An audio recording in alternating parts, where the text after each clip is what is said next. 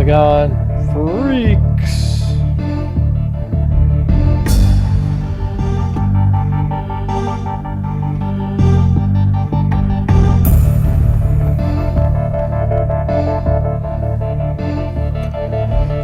Yeah, so just going over some more Nancy Guthrie.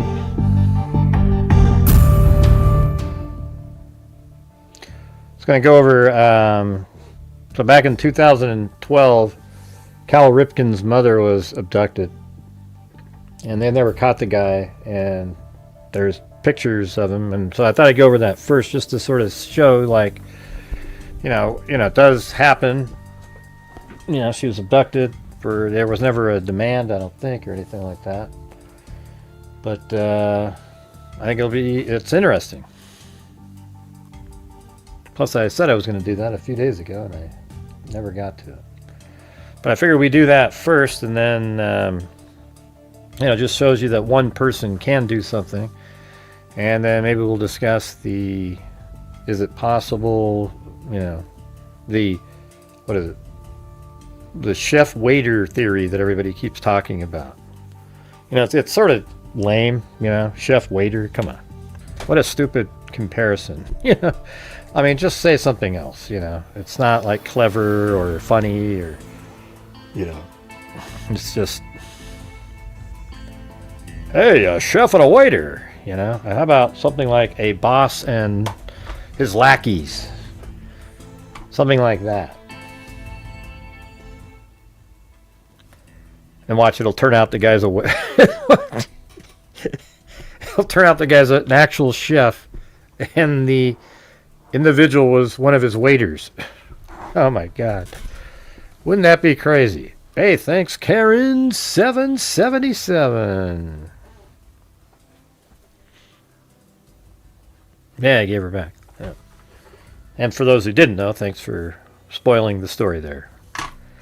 Let's see. Let me get the...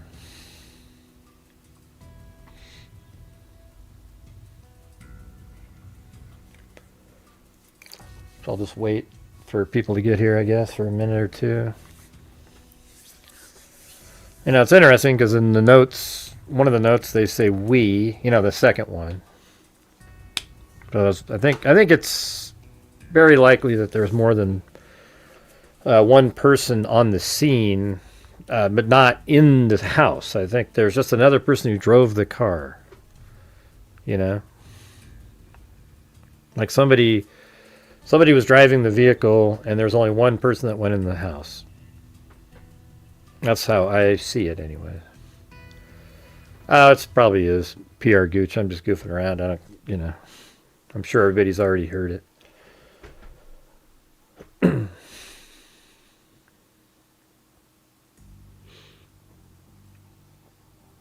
Yeah, you might not like Nanos, but it really has nothing to do with the case.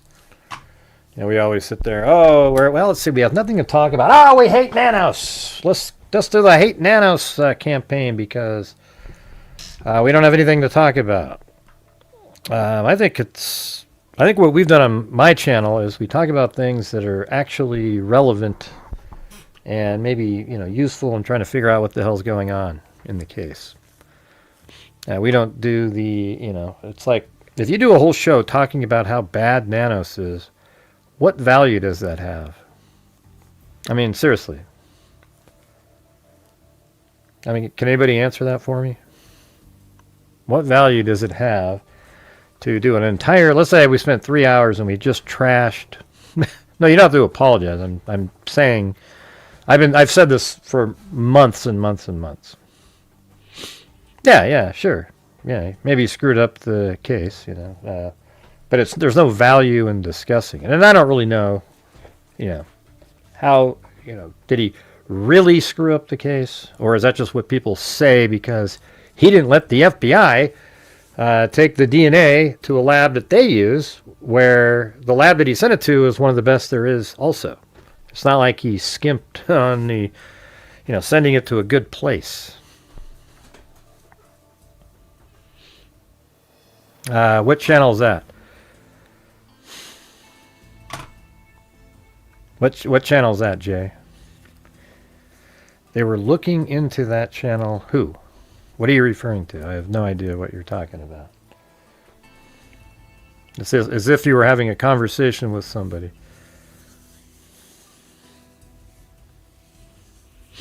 Hey, thank you, Cheryl Bullock. Hello, Wild Bill Wassman. How you feeling these days?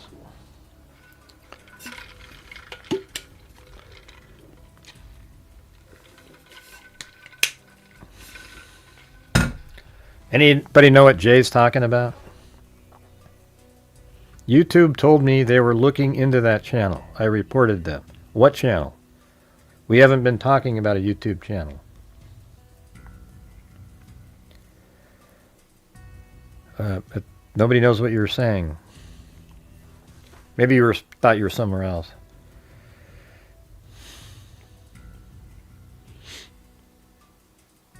Oh, okay.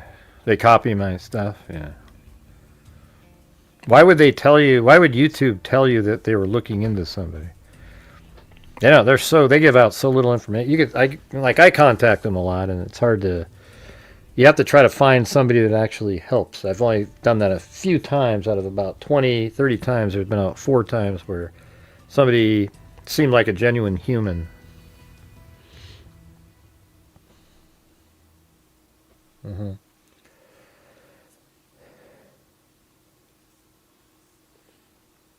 It's still not normal. Yeah. I wasn't feeling that great myself today. All right. Well, anyways, I'm going to go back in time to, let's see, about 2012. Crime tape flutters at the scene where the... Well, this is like the first, this is like an AP video. With hands bound. Police say the kidnapper drove Vi Ripkin. So this is Vi here. Actually, let me just go over this. This is better. I want to read this article that was in the... You guys can't see it yet, but there you go. So that's Vi Ripkin right there. And I'm not going to read the piece about her. It's the abduction one over here. Police searching for a suspect who kidnapped Cal Ripkin Jr.'s mother, left her unharmed on her street. And what's weird is, like, Nancy Guthrie's case was probably supposed to end the same way. Hello, Chris O'Connell. But it was probably supposed to end the exact same way.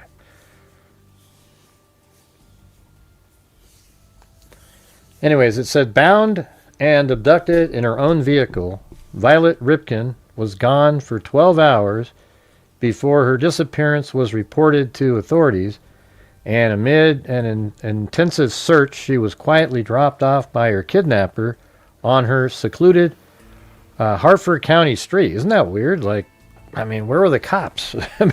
Wouldn't there be cops out on the street?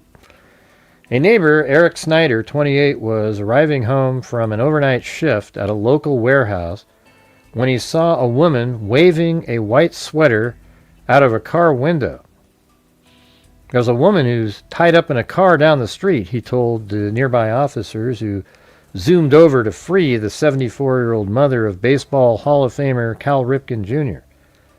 Police are trying to piece together why she was taken and whether her kidnapper even realized whom he had been ferrying around Central Maryland for nearly a day. According to Gus Kalewski, 72, a longtime neighbor who spoke to Vi Ripkin about the ordeal, the man confronted her in, Vi Ripkin about the ordeal. The man confronted her in front of her garage between 7 a.m. and 8 a.m. Tuesday, and then this person blindfolded her and got to go over there, and forced her into her 1998 Lincoln town car. That's the house I thought it was. So there's a couple homes that had her name on it, but the one that I think it was this one right here, and actually that looks kind of like what we're looking at in that last photograph. Well, let's see. Is there 3 garage doors? 1, 2. Yeah, so I think that's it.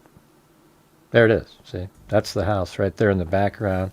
So this is the neighbor who's standing just off into their yard, just right over here. They're standing right over there, and they're kind of filming over the fence at that house right there. So that's where Vi Ripkin lived. Thank you, Karen.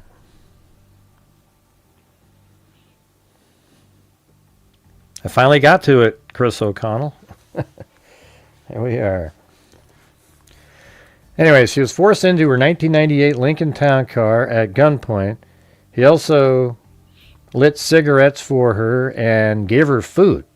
I mean, so while she's tied up, she was still able to eat, give her food. He told her he wasn't going to hurt her, and he didn't.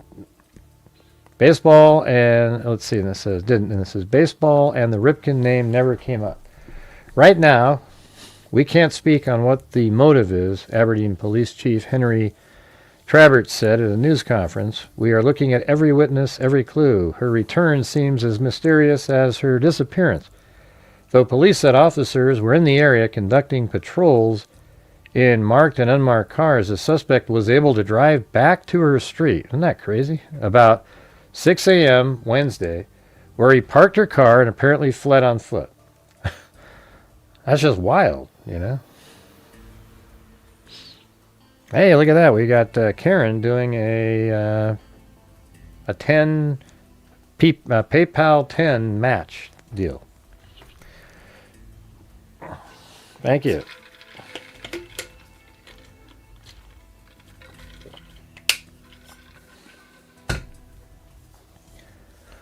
All right, then it said, police are searching for a white man in his late 30s. And by the way, there's video of this guy.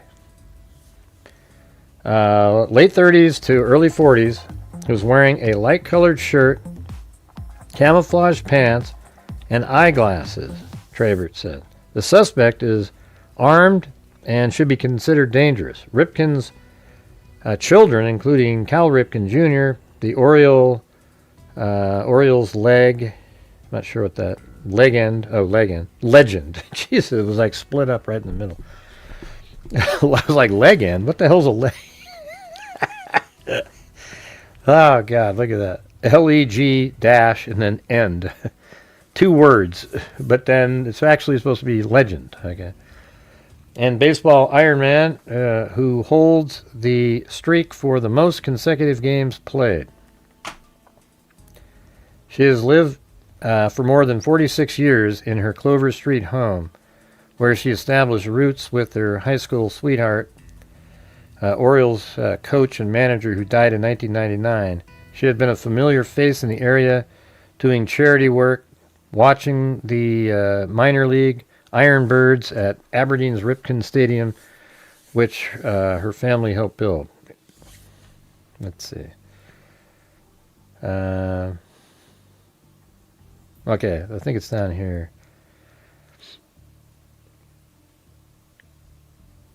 I don't know who would want to do that to her, he said before the team's Wednesday night game. I've known Vi and the family for years. Ripkin told Kowalewski that the man was hiding in her garage and tied her up with rope. Isn't that crazy? I mean, that'll make people think, well, jeez, maybe there was somebody in the house of Nancy Guthrie when she went to, her daughter's house earlier to play mahjong.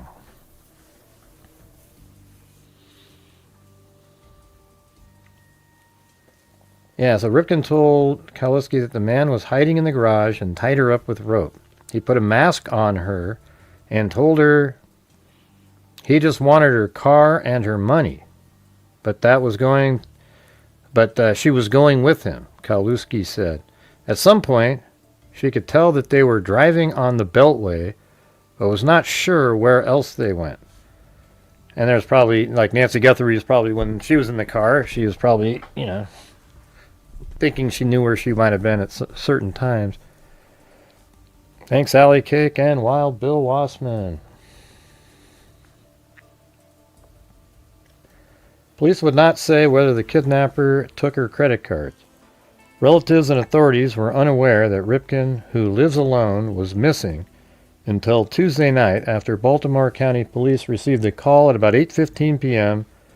about a suspicious vehicle in the Ebenezer Road area near White Marsh and the border between Baltimore and Hartford counties. Police would not release the 911 call.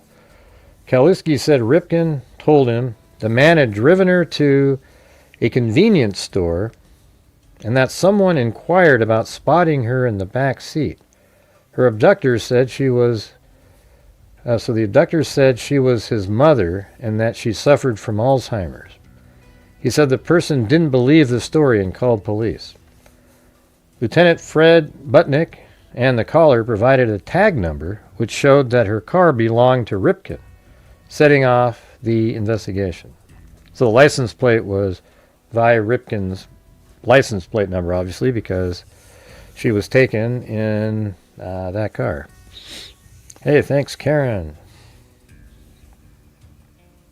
The FBI was assisting Hartford County authorities in the investigation along with Maryland State Police and Baltimore County Police. Mike Hudson, whose mother is a neighbor of Ripkin, said he was startled when police knocked on his door around midnight. This is unheard of, he said. Barbara Hopkins, 68, who lived across the street from Vi Ripkin for 7 years, said an Aberdeen police officer came to her door around dusk Tuesday asking if she had seen anything unusual. She had not, but mentioned that she had told police about a week ago that she had seen an unfamiliar pickup truck driving back and forth along the street. Yeah, I mean, that's kind of... it's not like... if you have somebody driving back and forth on that street, that's pretty out of the way for somebody else. I mean, to get there.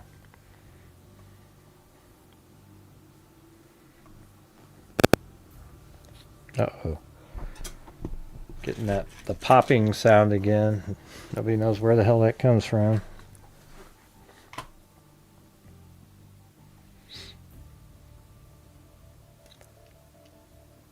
And then something that was pretty crazy, but let me just play some of these first.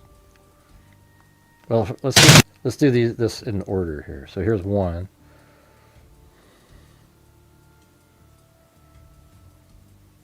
Come on. Crime tape flutters a full day after she was kidnapped at gunpoint outside her home, forced into her vehicle, and driven around blindfolded with hands bound. Police say the kidnapper drove Vi Ripkin back to her neighborhood and then disappeared.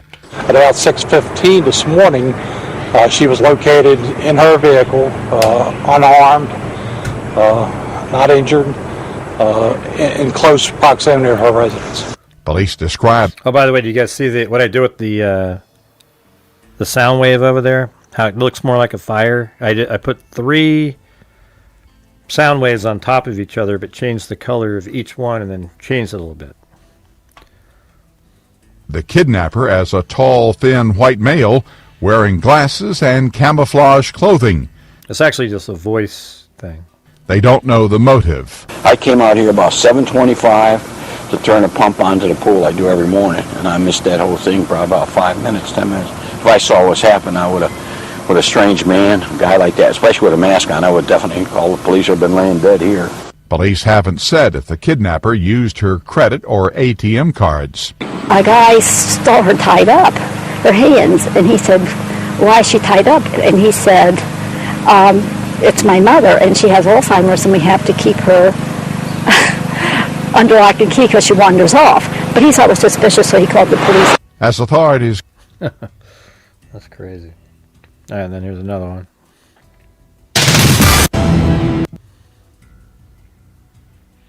Oh, yeah, so look at that. That's the guy right there. How come they haven't caught this guy? I mean, hats make a big difference, but I mean, that looks like somebody would go, oh, that's Jim from...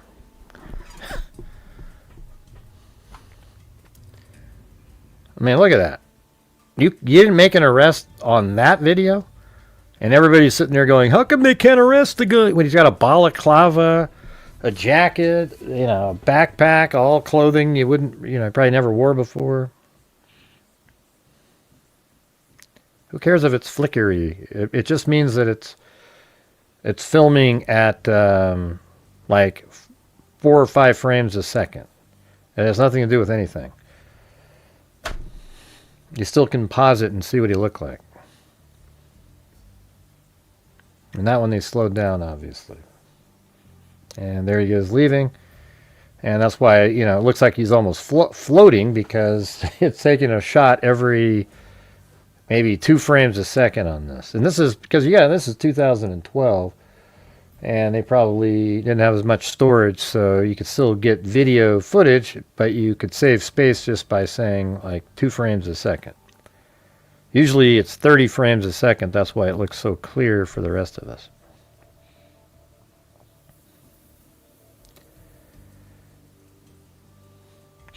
But hey guys, last night was a great night in here. We're made up for one night, because there was 2 nights in a row where the channel almost made 0. So this is another night here, and I know it won't be like last night, but if you guys could help support the channel, I would appreciate it. The channel relies on you guys, and then coming up here in 6 days, we'll be doing our donation night. We've already given out 1,000 so far this month, but it's always disappointing when the night after a good night is horrendous, and so let's try not to have one of those. Yeah, so that was him just walking around in there. All right, and move on to this. Live from Baltimore, Maryland.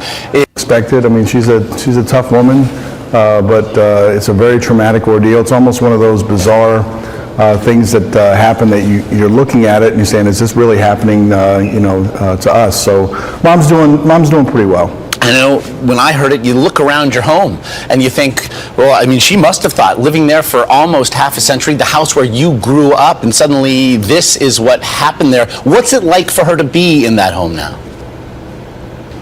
Well, she's not back in her home yet, so I guess that gives you some indication of how she's feeling. Your sense of security is violated, and family's being close to her right now and trying to help her through that. But certainly, we'll look at things a lot differently. She'll look at things a lot differently from this point forward. And I know you're joining us this morning. You're looking for help here to perhaps identify this man, but take us back to that person probably had to have known that was her house. Tuesday morning, about as ordinary morning as it could have been, and then suddenly your mother finds an armed man in her house. What happened next? Yeah, I mean, I didn't find out about it until 9 o'clock at night, so we didn't even know Mom was missing until the 911 call came in that identified her car. But certainly she was doing her normal day's activities. She got up very early and was met in her garage at gunpoint and tied up and put in a car, and she was driven around for about 23 hours. Fortunately, at 6 o'clock in the morning, she was delivered back 2 or 3 houses down from her house and brought home safely. So we can't be more thankful for that. Again, we're seeing surveillance video of the suspect at this time, but take us back again to her experience, at least as she's related it to you. Were there any telling details that might help her specifically identify perhaps the man we're seeing now? No, I don't think so. I mean, who knows what actually happened in the car for that period of time. Mom tries to articulate it, but really it was just her trying to stay calm and her trying to hope and believe that she was going to be returned. And as far as motive, we don't know. I mean, quite honestly, we don't know the reason why this all occurred. I think part of the maybe he was going to do ransom and he realized, this isn't going to go well. The reason coming on today is because everybody's asked about how my mom's doing, how she's feeling, and I want to articulate that to everyone is that she's doing pretty well, she's doing fine. So thank you all for caring about her. The other part is that you just want law enforcement needs your help, and so by going on TV, hopefully somebody will know something about the case, or somebody will see the suspect and offer a tip or a clue to the police department. It's weird. It's like you see that really clear picture, but there hasn't been an arrest made. They haven't caught the guy. So this is all July of 2012, and then I didn't even know this wasn't even. I mean, look at this. Watch this. We begin this newscast with a story we first broke during the last hour. Authorities in Aberdeen now confirm Vi Ripkin, the mother of Cal Ripkin Jr., has been involved in an assault that involved a holdup at a bank. 11 News reporter Kate. Now she goes a year later. She's at a bank and got assaulted. Mara joins us live in the newsroom with all the details. Kate. Well, just within the last few minutes, Aberdeen police have confirmed to us that they have made an arrest in this incident involving 75-year-old Vi Ripkin this afternoon. Sources and police tell 11 News that Mrs. Ripkin was approached in the parking lot. I already said it was 2012, July, was the abduction. Then the next year, 2013, in August, we have right there at this... let's see if we can find it. Out of the NBRS Financial Bank this afternoon. Let's see. I wonder if that's still called it. NBRS. Oh, maybe.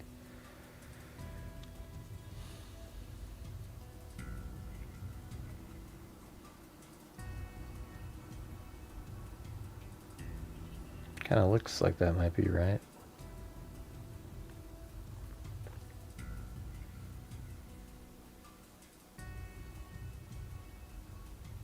Yeah, that doesn't look good. Yeah, I don't know.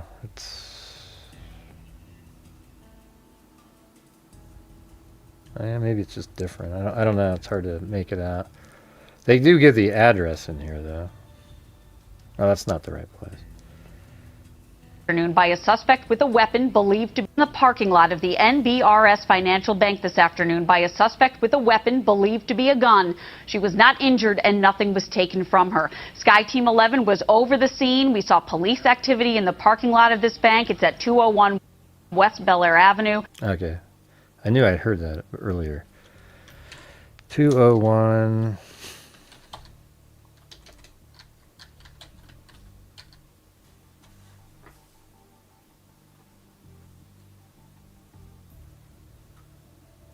All right, so this is going to be it.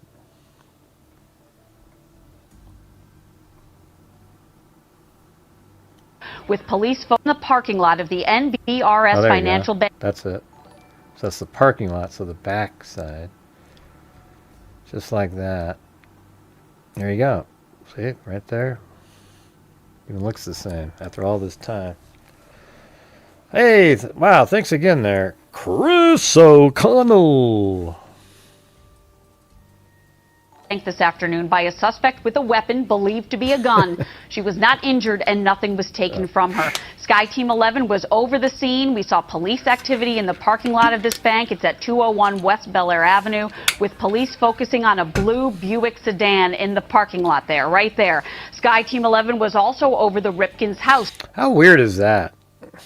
I mean, a year after she's abducted, she's like, you know, assaulted in a bank parking lot. Is that pure coincidence? Shortly after this incident, where you can see police activity at the home, and we also saw Mrs. Ripkin in her backyard. Now, you may remember about a year ago, Vi Ripkin was the victim of an abduction, a strange abduction where she was taken from her home at gunpoint and driven around for hours before the suspect abandoned the car with Mrs. Ripkin in it. And though this picture of the suspect has been widely distributed, that suspect has never been... I mean, that's just crazy to me.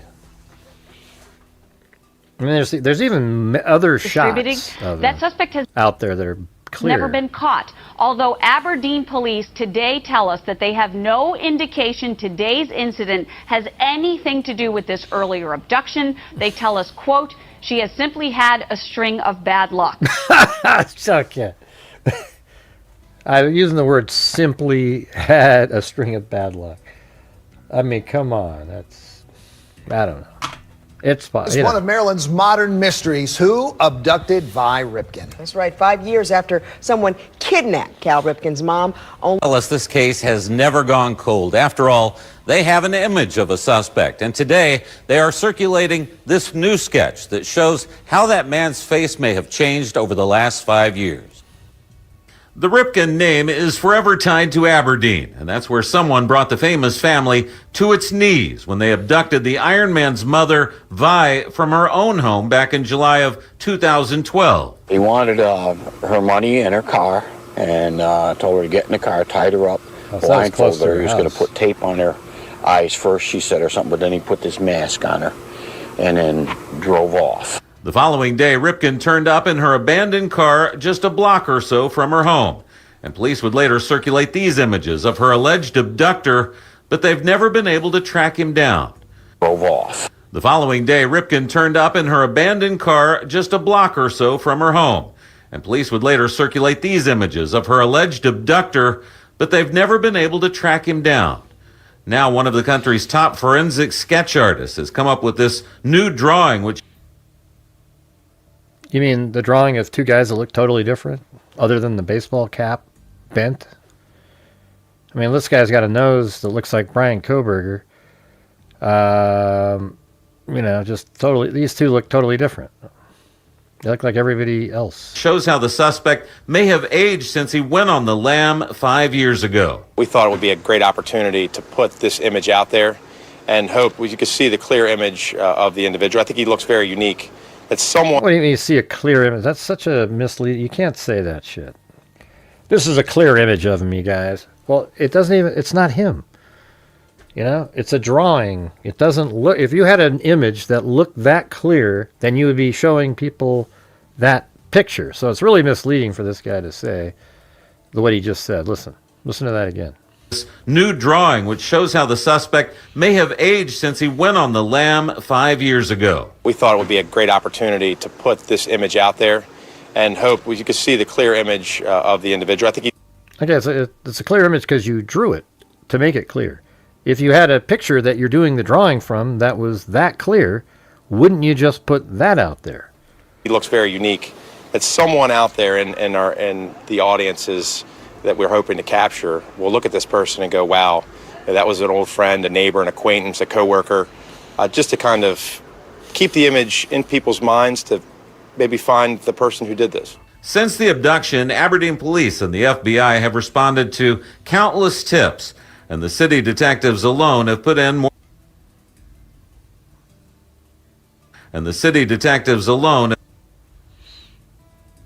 have put in more than 1,000 man-hours on the case. In the absence of a clear motive, a confession, or an arrest, the crime has become the subject of widespread speculation that continues to this day. Let's see. And there's another one from... Well, some cold cases are hard to forget. Final clue years later. Denise? Well, Mary, this new development comes after Aberdeen police and the Baltimore FBI say they have maintained an active criminal investigation ever since Vi Ripkin was abducted July 24th, 2012.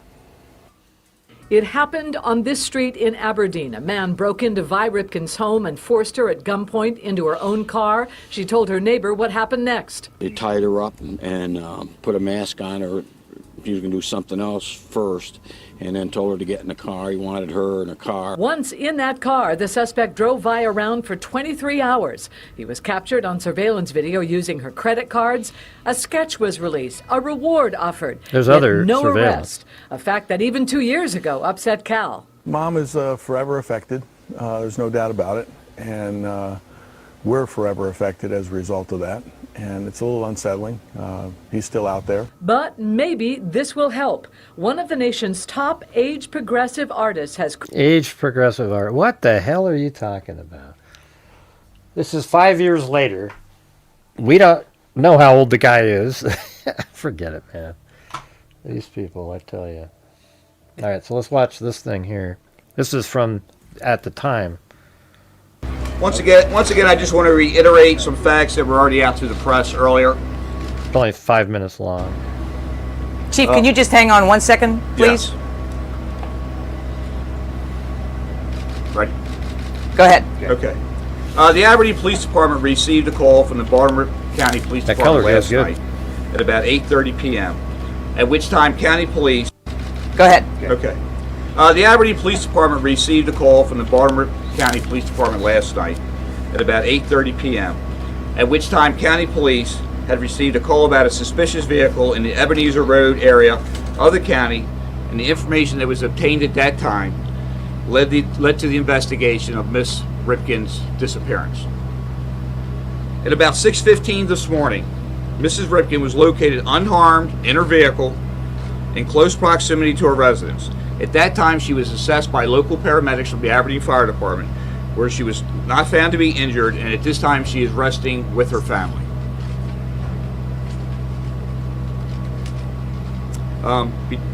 Between 7 and 8 a.m. Tuesday morning, we believe a male subject approached Miss Ripkin at her residence, produced a handgun,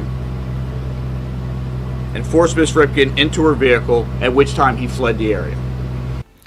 Yeah, so I forgot to read this part in here. Here's the little, there's like a map in here.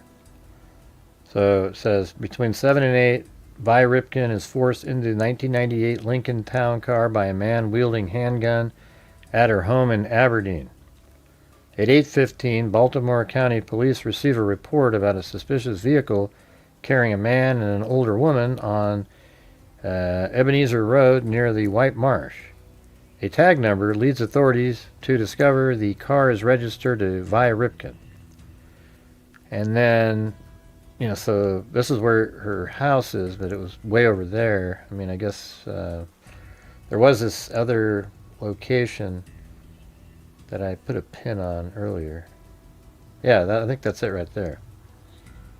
Yeah, that's the spot. So she was spotted with a man with gloves on right there at this intersection. And I think that's, based on what the map looks like, that looks like that spot right there. The suspicious vehicle carrying a man and an older woman on Ebenezer Road, White Marsh. A tag number leads authorities to discover the car is registered to Vi Ripkin. Then number 3, police find Vi Ripkin unharmed in her vehicle at 6:15. 6 a.m. I mean. So 6:15 a.m. So man, she's seen at 8:15 the night before, and then 6:15 in the morning. Man, that's been a terrifying night for the family. Then at 12:15 p.m. and Vi, obviously, but police discover that Vi Ripkin had been abducted. So they don't even find out till 12:15 p.m. So at 6:15 a.m. on Wednesday, police find Vi Ripkin unharmed in her vehicle near her home. 12:15 p.m. Wednesday, police discovered that Vi Ripkin had been abducted at gunpoint and held for nearly 24 hours. So, like, you found her unharmed and then 6 hours later you found out that? I don't know. That doesn't really make sense. After he fled the area, we believe that he drove throughout central Maryland, and at this time we are not sure what locations he was at, what time he was driving in what counties, and that is still under investigation at this time. Police are still looking for a white male, late 30s to early 40s, with a tall, thin build. He was last seen wearing a light-colored shirt, camo pants, and eyeglasses. We believe the male is still armed with the handgun and should be considered dangerous. This investigation was handled by the Aberdeen Police Department with assistance from the FBI, the Harford County Sheriff's Office, the Maryland State Police, and the Baltimore County Police. We all worked together and collaborated in this investigation. Well, anyways, yeah, it just goes through all the stuff that we already know. But there was this one breakdown over here. Let me just rip through this part here, and it was pretty interesting. On July 24th, 2012, a Tuesday, Violet's morning routine unfolded as it always did. It was a warm summer day in Aberdeen, Maryland, about 30 miles northeast of Baltimore, and Violet was preparing to leave the home she had lived in for approximately 46 years. Sometime between 7 and 8 a.m., Violet entered the garage and was greeted by a horrifying sight. A strange man was standing in her garage, seemingly waiting for her. He was wearing a ski mask and gloves and was holding a handgun. He directed Violet towards her own vehicle, a silver 1998 Lincoln Town Car. There, Violet was bound and blindfolded. The man bound her ankles and wrists with rope and originally planned to wrap duct tape over her eyes and put her in the trunk. However, she seems to have pleaded with him not to, due to her suffering from claustrophobia, and the man seemed to show pity upon her. He instead placed the duct tape over her glasses, which kept her mostly in the dark and allowed her to sit in the back seat. This allowed her to see a little bit through the peripheral vision. Later, the man seemed to realize this and replaced the duct tape with a mask of some sort, which more completely blocked her vision. So it blocked her vision more when they put a mask on her. In the back seat of her own car, Violet Ripkin was driven away from her home. The man didn't seem to tell her where she was going or what he was taking her or why he was taking her. But it's so the writing's so small and far away from me. Let me make it bigger. There we go. There we go. That's way better. The man didn't seem to tell her where she was going or why he was taking her, but seemed to drive her around for most of the day. Eventually, he put a white shirt or sheet over the back window on the driver's side in an attempt to hide Violet from the world at large. Violet's abductor seemed to make multiple stops for gas and food and seemed not to be overly malicious or harmful. He kept reassuring that he wasn't going to harm her, and even shared cigarettes and fast food with the women. I mean, this is crazy. He seemed like he didn't even know. I mean, I could almost see these people in the Guthrie case acting like that. Thanks to Allie Cake, Wild Bill Wassman, Jessica Schubach, and Chad. Right now we're at 1/5 of a nightly goal, just so you know. Violet's abductor seemed to make multiple stops for gas and food and seemed to not overly malicious. It seemed like he didn't even know who she was, making no mention of her baseball-playing husband or son. In fact, he seemed oblivious to the fact entirely, and just kept driving around the Baltimore region for several hours. For more than 12 hours, no one was aware that Violet Ripkin had been abducted. So it was like 8 at night. Since she lived alone and autonomously. It wasn't until roughly 8:30 p.m. that she was reported missing. Well, there you go. It was around 8:30 p.m. when the couple that lived near White Marsh, Maryland, encountered a strange man pulled off on the side of the road. This was on property they owned near the intersection of Ebenezer Road and the Pulaski Highway, roughly 20 miles away from Violet's home. After witnessing this strange sight, which I detailed in the episode intro, that's the person who wrote this, they decided to jot down the license plate number of the vehicle, which was then forwarded to police dispatchers, who then quickly linked the license plate to 74-year-old Violet Ripkin. At around 8:35 p.m., Baltimore County Police contacted officials with the Hartford County Sheriff's Department, who held jurisdiction over Violet's home in Aberdeen. They were told that an elderly woman with silver hair appeared to have been taken captive by a man wearing gloves, and were provided with the information given by the 911 caller. Aberdeen police were dispatched to the Ripkin home along Clover Street, and quickly it became clear that neither Violet nor his vehicle were at her home. It was now past 9 p.m., and she was definitely supposed to be home at that time, as she generally turned in relatively early. Police began reaching out to all of Violet's known friends and family, and none of them had any idea where she could be. Police entered Violet's home and quickly discovered cell phones indicating that she had not left her on her own accord. They began scouring the home, looking for any clues, and even began combing through the surrounding area. Her neighborhood quickly came to a standstill with a noticeable police presence lining the surrounding streets and intersections, shutting down traffic and causing residents to take lengthy detours. Officers even began going door to door, canvassing her friends and neighbors for information. One neighbor told police that she had seen an unfamiliar pickup truck on the street a few days earlier, which had been driving back and forth down the street. At the time, this neighbor had no idea that Violet was missing. Because police had not publicized that information yet. But this lead was collected by officers as they struggled to learn what had happened to Violet Ripkin. Police concluded that Violet had been abducted earlier in the day and prepared to issue a public plea for help at 5:30 a.m. the following morning. On the morning of Wednesday, July 25th, 2012, the 24-hour mark of Violet's disappearance was rapidly approaching.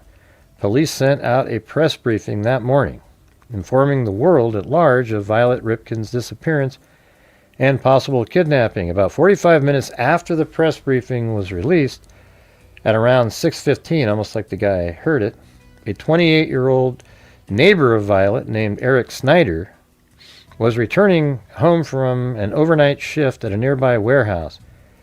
He was driving through their neighborhood, Clover Street, and was forced to turn around due to the police presence blocking the street.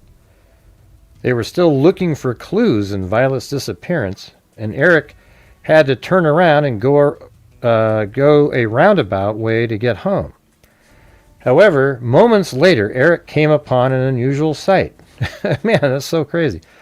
So there's cops all over her house, and somehow this guy dropped her off.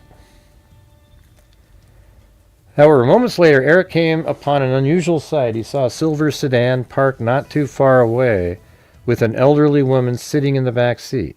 Most intriguingly, she was waving a sweatshirt out of an open window while simultaneously honking the car horn. Snyder called the police and told them about the suspicious sight, which ultimately led to the safe return of Violet Ripkin. Police came upon the scene and discovered that Violet Ripkin's Lincoln Town car had been returned to the neighborhood she lived in. Surprisingly, the driver had abandoned the car just down the block from her home in Aberdeen, with her in the back seat, her hands still bound. Wonder how she was waving the towel. The culprit had safely returned Violet to the area of her home, but never told her why she had been abducted. He also did not seem to leave any kind of note or rationale for his behavior, with there being no explanation for her abduction and subsequent return. As far as police knew, there had been no ransom attempt, and the culprit had seemingly left on foot, unless he had some other method of escape nearby. Mike Hudson, a man whose mother lived across the street, Violet told reports later that day, it's just, it's just sort of like the people talking about how weird it is. Yeah, and there's a whole bunch more in there about the surveillance and whatnot, but all right. So I thought I'd throw that out there as a, that guy's obviously a lone actor situation. But hey, guys, if you guys can help support the channel, I really don't want to have another one of those other kind of nights, you guys. So let's see if we can get the support up for the channel tonight. We're currently, again, we're only at 1/5 of the nightly goal, right after a night that made up for a couple other nights. And only, really only about 2 or 3 people were helping out on that one. So if you guys have the ability, that would be great.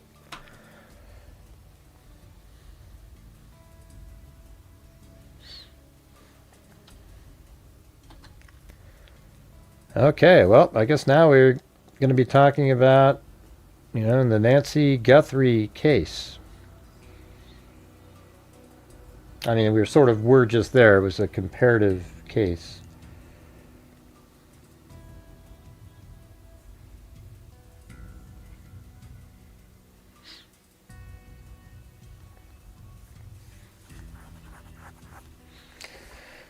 Yeah, I thought I'd go over that one. I think it's pretty crazy, but as you can see, people were showing up and leaving and leaving and leaving because I dared to talk about something else, you know. Yeah, it's like they show up. Oh, yeah, okay. You're not talking about. Okay, what? I don't care about that one. It's not Nancy. Okay, it's not Nancy Guthrie. Okay, see you later. Yeah, yeah. It's in the description. I said I was going to talk about this one too. I mean, people are just these days. It just sucks, you know. All right, let me get down here. Yeah, if they're not entertained immediately, they get the hell out of Dodge. Like little kids.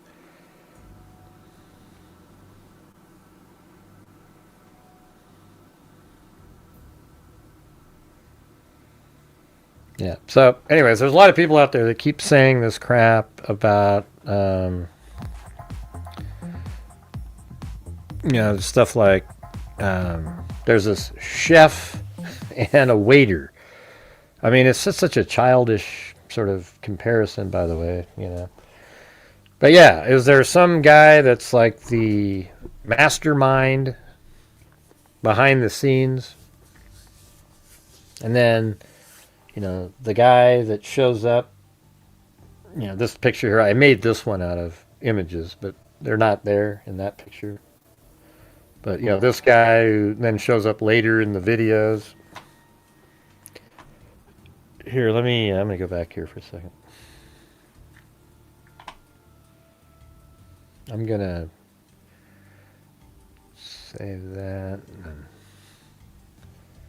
I'm going to open up my Nancy Guthrie PowerPoint. Or not PowerPoint, Adobe Premiere. Hey, thanks, Jim Lon. What the hell is a gigawatt, he said. Where is that? 1.21 gigawatts. What the hell is a gigawatt?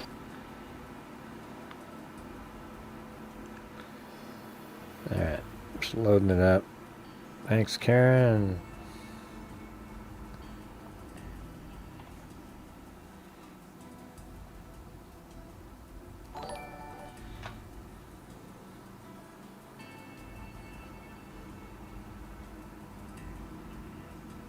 Ah, cool. Opened up right to the one. Oh, yeah, that's right. I have, well, if I switch over to this, it doesn't really, unless you play it, then it fills up the screen perfectly there. So I'll just turn it off.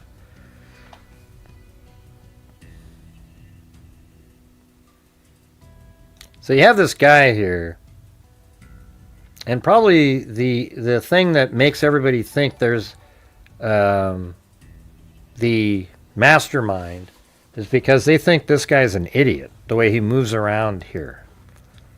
Okay? And I don't look at that way at all. I remember at first I was thinking, man, it seems weird. He just kind of grabs the...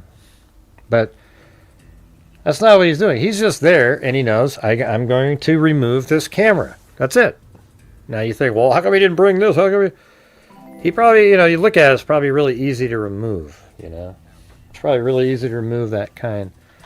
So he walks over. Now, so we'll just start from here. He actually comes from the left over there. He comes in, and then he walks over. Oh, by the way, I have this little thing right like that because, you know, is that a walkie-talkie, this thing right there? It looks just like that, you know, and that would fit in that pocket. So yeah, he goes over there and he removes the camera. It's like he could have taken it off right here if he wanted to, but he thought, you know what, I might rip my gloves. Let me see if I can find something else. And he goes, there you go. And he went over and he started curling. You can even see it right there. See that? Look what he's doing. He's bending it into an arc, right? Then he goes over to here, and he's not covering. At first we were thinking he was trying to cover the camera. But then after a while, you see him right there. Look at right there. Boom. He's bending it into the same arc again. See that? It obviously goes up like that. And he's putting it over the edge of the camera, and he's just going to yank it off. Now, you would think, as we talked about, that camera, would continue to record at that point. But we don't know what this guy did. Maybe a minute later he goes over and smashes it somewhere as he's waiting to see if law enforcement shows up.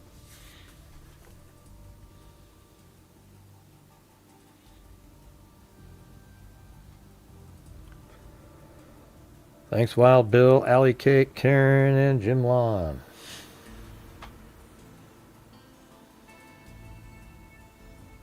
No, he didn't ring anything.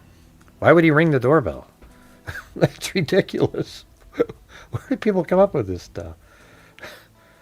No, he didn't ring the doorbell, okay? You can see right there, there's grass in there.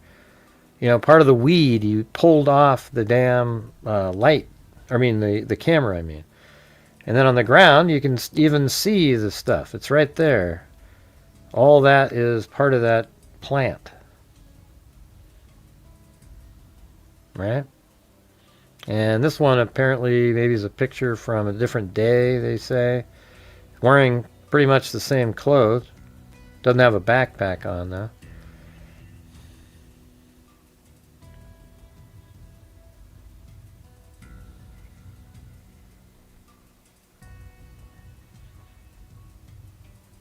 Right, but see, the thing is, the main reason that people say that there's this chef and waiters is because they think this guy's dumb.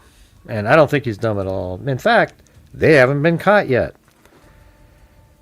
But my thing is this. So even if there is a, quote, chef, I think that... this guy isn't dumb regardless. He went there, he improvised, and took off the freaking camera. He doesn't touch the doorbell with his fist, Dave. I know you want to say it, but you have no way of knowing if he actually touched the button that rings the doorbell. Okay? You have no idea. So let's not waste time on something like that. You know what? How did he take out that fly that flew by? Did you guys see that? Well, I'm assuming there was a fly. But wow, I mean, see that? I mean, he took out that fly. Well, why do you think there was a fly there? Well, I mean, there's always flies flying around. He must have killed a fly at some point. Maybe there's DNA on that fly that he killed right before he came in there. Yeah.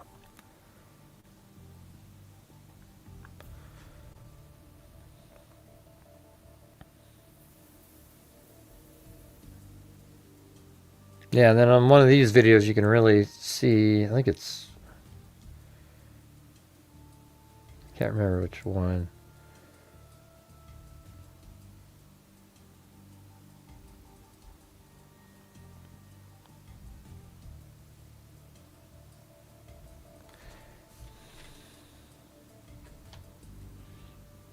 I'm not sure where that is. I know there's a clear version of that. Maybe it's back here. Oh, yeah. There you go. Right there. See that? There's the same exact thing he was holding in his hand. How did you watch the video? What does that mean? How did you watch the video? With my eyes? Yeah, I use my eyes to watch the video. It's weird. I know that's a strange way to watch a video, but yeah.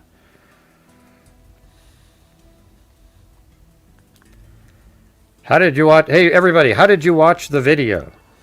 The video that we're watching, how did you watch it?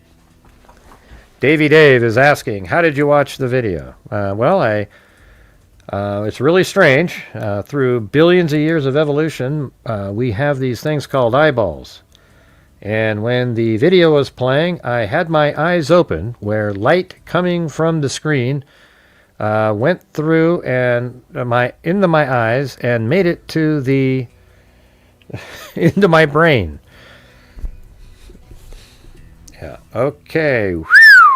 Yikes.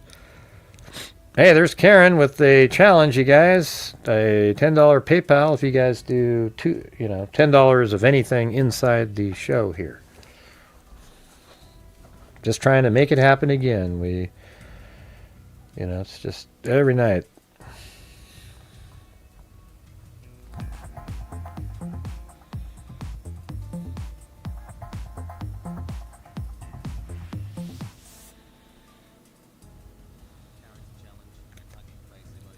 All right, see you later, Carl. And thanks again for yesterday.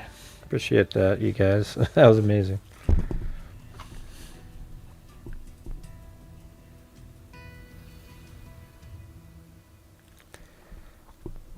Boom chakalaka what? What does that mean, Davey Dave? Nobody knows what you're doing. I'm just gonna keep removing comments until you make sense on one of them.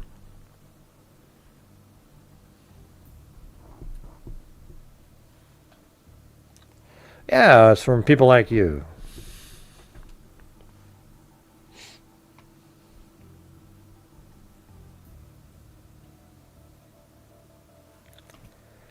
Yeah.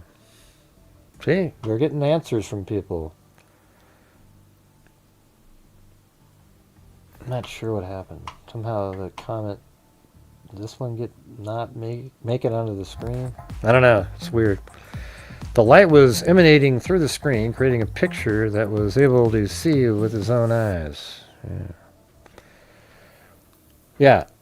So, the person went up to the front door. I mean, I've explained this literally, I don't know, 17,000 times. Okay. So this is where the guy came in from right over here, and he turns and goes in. Was he just looking to this window before that? I don't know. Him coming from here doesn't indicate anything other than he came from right there to here. He literally could have just been standing over here looking through a window and walked in. He could have came from over there. He could have came from over here. We don't know. All we know is he steps from over here into the opening there. Thanks, Wild Bill and Alley Cake.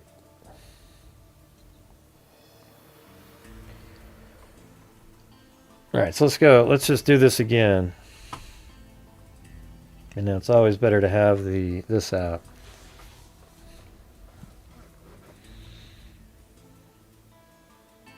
Right, so we already know that at 9:48 she came home, and here's the garage door. The car pulls up right there, and they open up the garage door.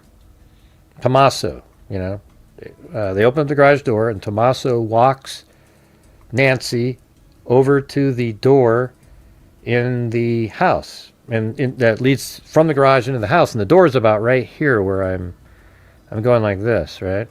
There's a table right here that they play mahjong on. There's a door right there, and she was led into the door, and then Tommaso probably said goodnight, turned around, walked this direction, and then at 9:50 the garage door shuts, and he probably pulled up to right there, and then he drove out. So he would probably pull in and then back this way and then go that way, and then he would go out and turn that way. All right, then roughly 4 hours later,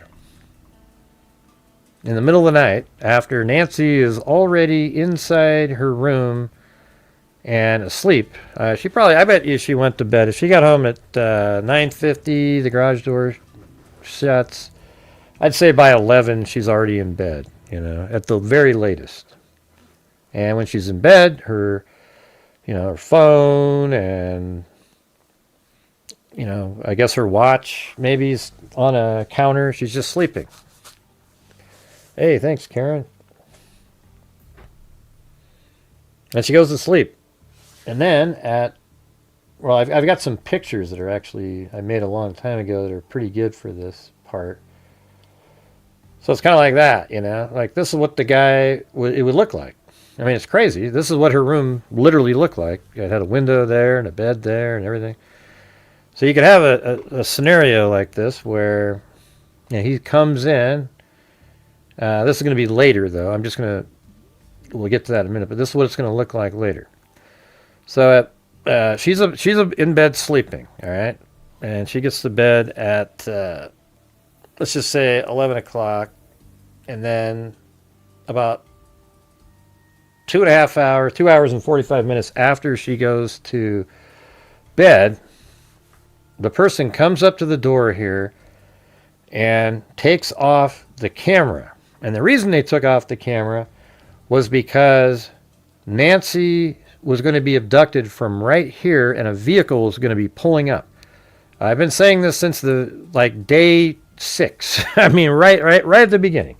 Right when the surveillance of the individual was released, I said that the reason the camera was removed was because a vehicle is going to be parked right there, and they didn't want it to be identified.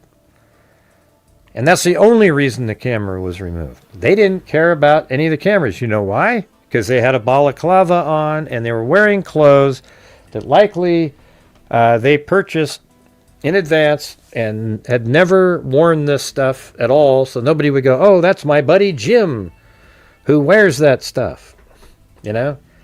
So they removed the camera because a car is going to be parked there, and they didn't want it to be identified. So that's about 1:47. And then, of course, they're going to walk away for a while, maybe 15, 20 minutes, to see if, by removing that camera, did it alert the cops or a family member who might call the cops or somebody inside the home. And they waited around out here. Now, I think it's very possible that another person is waiting in a car over here. And they're also acting as a lookout while they're in and around the house. And then right around like 2:07 or so, this one individual that we see goes inside the house, or not inside the house, goes around the house and then jumps over a wall over here. And then at 2:12, surveillance camera picks up the motion of a human being.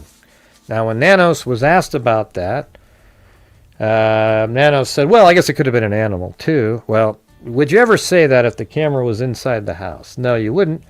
So that little slip up there, and the FBI even gave him a weird look, agent gave him a look, let us know that the camera was outside. And that little nodule that sticks out right there, that is a surveillance camera. And there's also another one right here. And as I've said before, that little black area right there is the solar panel. And the solar panel right there as well. And so right around 2:12, the person came over the wall, and I think they were picked up on camera. Then they probably,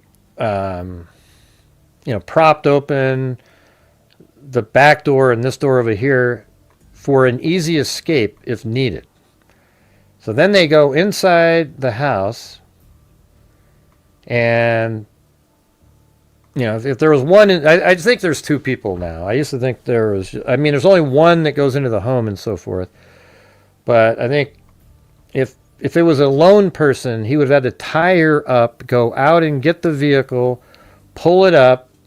He could have even got out the front door now because there's no camera. He could have got out the front door, got the vehicle, drove it around, but then the vehicle's there for too long. So what I think is he goes in there, and after getting Nancy ready, doing whatever he's doing, between 2:15 and 2:20, he says he gets on his walkie-talkie and then calls the person that's waiting in the vehicle and says, okay, we're ready. Then that car pulls around, let's say it was right there, drives this direction, comes around, and then parks right here, and it pulls up there maybe 2:23 or 4 or something like that, 2:25. He might, I think they would have really timed it up like, okay, I'm ready, and then 2 minutes later. So maybe the walkie-talkie was at 2:25, and then the person pulls around, stops there, lights turned off, and then he could even have gone up and helped somehow at the door or whatever, but the person is then taking Nancy out of the house. So the way this could have looked is something like this. See? Like here's Nancy sleeping. right? A guy comes in, and then she wakes up like, hey, you know, whatever happens in here, we don't know what's going on, but, you know, it's just, that might be almost exactly what it was like in there, just like that. Then we also have these other images. I think these ones right here. Oh yeah, I made this one. So there, see, there's the guy in the back there. But I made this from a picture of the back there. And then, you know, here he is. They're going out the front door, maybe, you know. You know, walking her down the driveway. Now, maybe another person comes out at some point. Like I have a second individual right here as they're getting into the vehicle. So, there you go.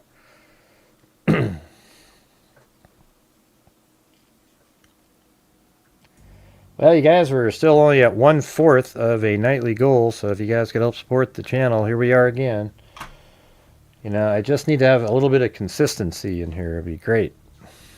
You know, so if you guys have the ability, that would be fantastic. The balaclava hides a lot, Davey. You make a lot of really, really ridiculous comments so far, so you're really kind of on a short little leash at this point. You sound like a nutter.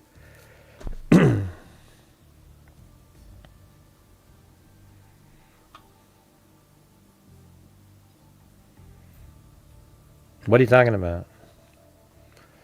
Well, the last new information came out the other night when we were listening to, or yesterday even. It told us more what was in the first letter. The second letter, we already have that information. I guess we could listen to that again from yesterday.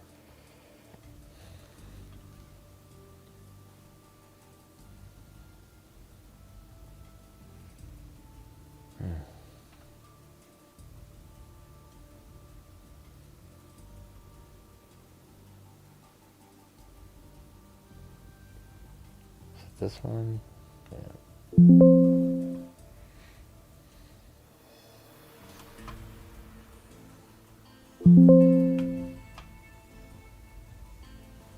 Oh, already got it.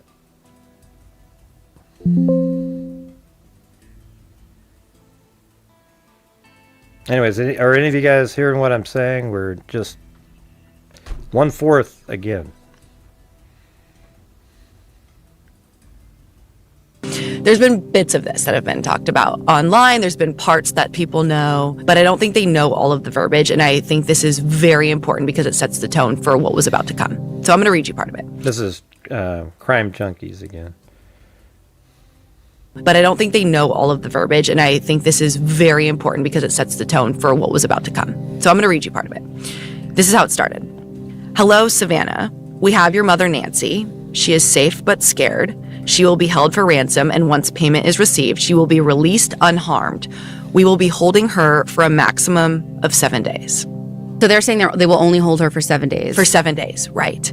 Then they get pretty demanding and snarky with how they address Savannah. And mind you, that's also important, right? They're addressing just Savannah. Yeah. They don't say the Guthrie family. Hello, Savannah, we have your mother. We always wondered if it was like about who she was, or, Right. or did they just happen upon her not knowing that it was going to garner this attention? But it seems like this was about, or they at least like, not necessarily about Savannah, but they knew Savannah had money. Yes. At a minimum. I think, so Savannah, I believe, was obviously, you know, the target of where we would get the money from. Yeah, I mean, that's what we've said a million times in here. What it went on to say. Once payment is received to the Bitcoin address below, she will be released within... Hold on. I think I skipped past something there. Yeah, I mean, it's obvious that the abduction was set up because Nancy's the mother of Savannah Guthrie. Are you guys here? If you guys aren't interested in this, I can go do something else. There's no comments have been made for minutes and minutes and minutes here, and we're back to the same sort of just malaise, you know. If you're not interested, let me know. I'll cover something else. All right? I've told you guys 1,000 times, when you guys stop commenting, the algorithm just goes and looks somewhere else. And it seems like it doesn't matter to you guys when I tell you it over and over again. It's really wild. Pretty demanding and snarky with how they address Savannah. And mind you, that's also important, right? They're addressing just Savannah. Yeah. They don't say the Guthrie family. Hello, Savannah, we have your mother. We always wondered if it was like about who she was, or did it just happen upon her not knowing that it was going to garner this attention? But it seems like this was about, or they at least, like, not necessarily about Savannah, but they knew Savannah had money. Yes. At a minimum. I think, so Savannah, I believe, was obviously, the target of... Yeah, Savannah is the reason. And so that's why some people think it's the chef-waiter thing. The target of where we would get the... Because it's like... the target of where we would get the money from if you were the person who was targeting this. And I think there's a reason maybe why they targeted her. I'll get into that too. Okay. I'm going to read you 3 more parts of this ransom note, and then... Well, they targeted her because she's vulnerable, living alone, but she happens to be... It's actually very similar to the Cal Ripkin thing. And she happens to be the mother of somebody that's really rich. Thanks, Wild Bill and Karen. They targeted her. I'll get into that too. Okay. I'm going to read you 3 more parts of this ransom note, and then we'll kind of talk about it after. So, this is what it went on to say. Once payment is received to the Bitcoin address below, she will be released within 12 hours of deposit to a safe drop-off location back in Tucson. If the payment is not received by the last deadline on Monday the 9th at 5 p.m., she will be killed. Your mother is aware of this, and her life is in your hands. It is in the best interest of everyone to have this completed as soon as possible. You will not be able to contact me from here on out. There will be no negotiation. Do not play games. Law enforcement will not be able to help you. Add a white, smart... So it's kind of interesting. Yeah, it's like me. It's referring to one person. They have verified somehow that the first 2 ransom notes are from the same people or person, So it's, if you look at it, like, I don't know. The thing is when you hear these people who do the waiter / what is it? The chef and waiter. I mean, it's just the dumbest damn thing. Just call it, the mastermind and lackey. Okay. It doesn't make sense that they would send the second ransom. No, well, it's actually more of an apology, does it? Because if there really is this mastermind out there, that means they are sort of a cold-blooded person who's just hiring 2 other people to do the kidnapping. And so then why would you send the second note that sort of makes Savannah feel less at fault? That's what the whole point was, is to make her not feel bad. And so then you might think, well, what if it's a mastermind? So what, if it is a mastermind with, these little lackey guys, then it's going to be somebody that's close to the family, in my opinion. Somebody that, is aware but wanted to keep themselves separated from it, so they're the ones that hired somebody else to do it, and then they're using the internet and crypto and whatnot to hide their identity, maybe even using VPNs and whatnot. But they could even be somebody that, doesn't live that far away.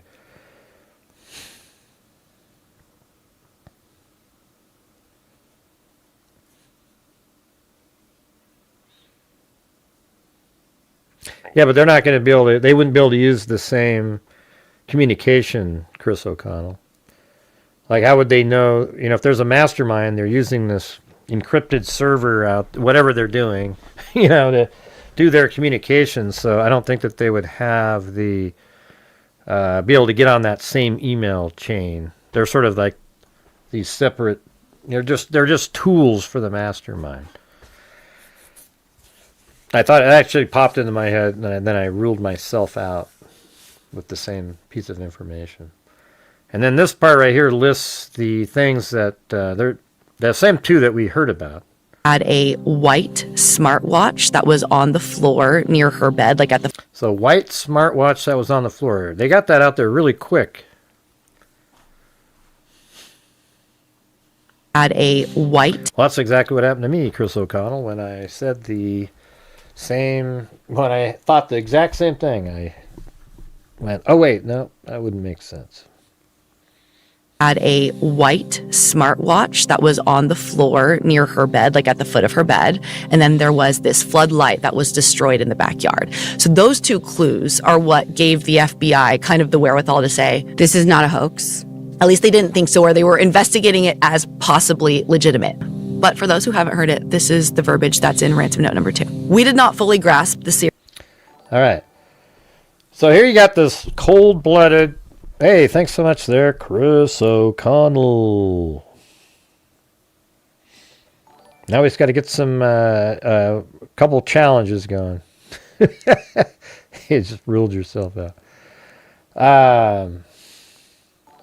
Yeah, so, see if we can get a challenge up there by somebody. Let's see. Yeah, I mean, the first note is cold-blooded, right? Like, you know, give us this by this time. If not, we're going to kill her. But then they gave 7 days for it. That seemed kind of weird. But the truth is Nancy Guthrie wasn't alive when the first ransom note was written. Right? So if we listen to that again, let's see. Who she was, or did they just happen upon. This was about, or they at least, like, not necessarily about the target of where we would get the money from if you were the person who was targeting this. They targeted her. I'll get into that too. Okay. I'm going to read you 3 more parts of this. This is what it went on to say. Once payment is received to the Bitcoin address below, she will be released within 12 hours of deposit to a safe drop-off location back in Tucson. If the payment is not received by the last deadline on Monday the 9th at 5 p.m. Now, hold on. Let's listen to that again. This is what it went on to say. Once payment is received to the Bitcoin address below, she will be released within 12 hours of deposit to a safe drop-off location back in Tucson. If the payment is... so back in Tucson. So what they're saying is she's not in Tucson right here. And they're saying they'll drop her off within 12 hours. And I think the reason they're saying 12 hours is that it means... So you're saying within 12 hours. So it could be 5 minutes. Right, so even if they live close, you would say 12 hours, because if you say 12 hours, now you're in such a huge geographical area. That means it's like 600 miles in, 700 miles in 2 different directions. I mean, not 2 different, in a spherical, directional area. You could probably be in California, you could be up in, Idaho or something. I mean, it's crazy. Maybe not Idaho, because it's too, it's probably a little bit more than that up there. Well, maybe it's southern Idaho. I don't know. I'm not looking at a map. But it's, it doesn't mean anything when they say that. It doesn't imply that they live in Mexico. People want to say that. It doesn't mean that at all.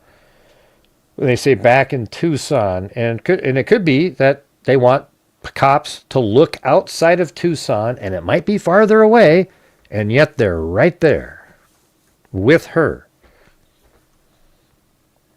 This is what it went on to say. Once payment is received to the Bitcoin address below, she will be released within 12 hours of deposit to a safe drop-off location back in Tucson. If the payment is not received by the last deadline on Monday the 9th at 5 p.m., she will be killed. Your mother is aware of this, and her life... Yeah, thanks, Chris O'Connell and Karen. Yeah, I mean, all I say is if people can't, if you can't afford to help support my channel, then don't do it, But if you can, and you want to, then great. That's awesome, But my channel does rely on the people watching to support it because there isn't ad revenue to speak of on the live streams, and that would be it.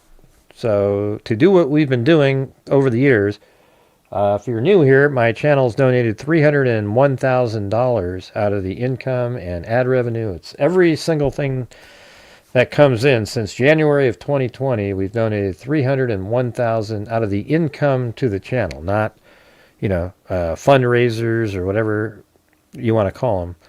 But that's what we've done. So it's pretty amazing, and it only happens if you guys are helping support the channel. So if you're out there, that'd be great. We don't need, Karen, you don't need to discourage people from supporting the channel. This is what it went on to say. Once payment is received to the Bitcoin address below, she will be released within 12 hours of deposit to a safe drop-off location. Right. Let's see. Right. This is what it went on to say. Once payment is received to the Bitcoin address below, she will be released within 12 hours of deposit to a safe drop-off location back in Tucson. If the payment is not received by the last deadline on Monday the 9th at 5 p.m., she will be killed. Your mother is aware of this, and her life is in your hands. See, I think this was, when you listen to this over and over and over again, it's a thing where it's really cold-blooded, and they know that Nancy's not alive, so they're trying to scare Savannah into doing just quickly, okay, here you go, here's $1 million, That's what they were trying to do, just a Hail Mary attempt at getting the ransom sent to them.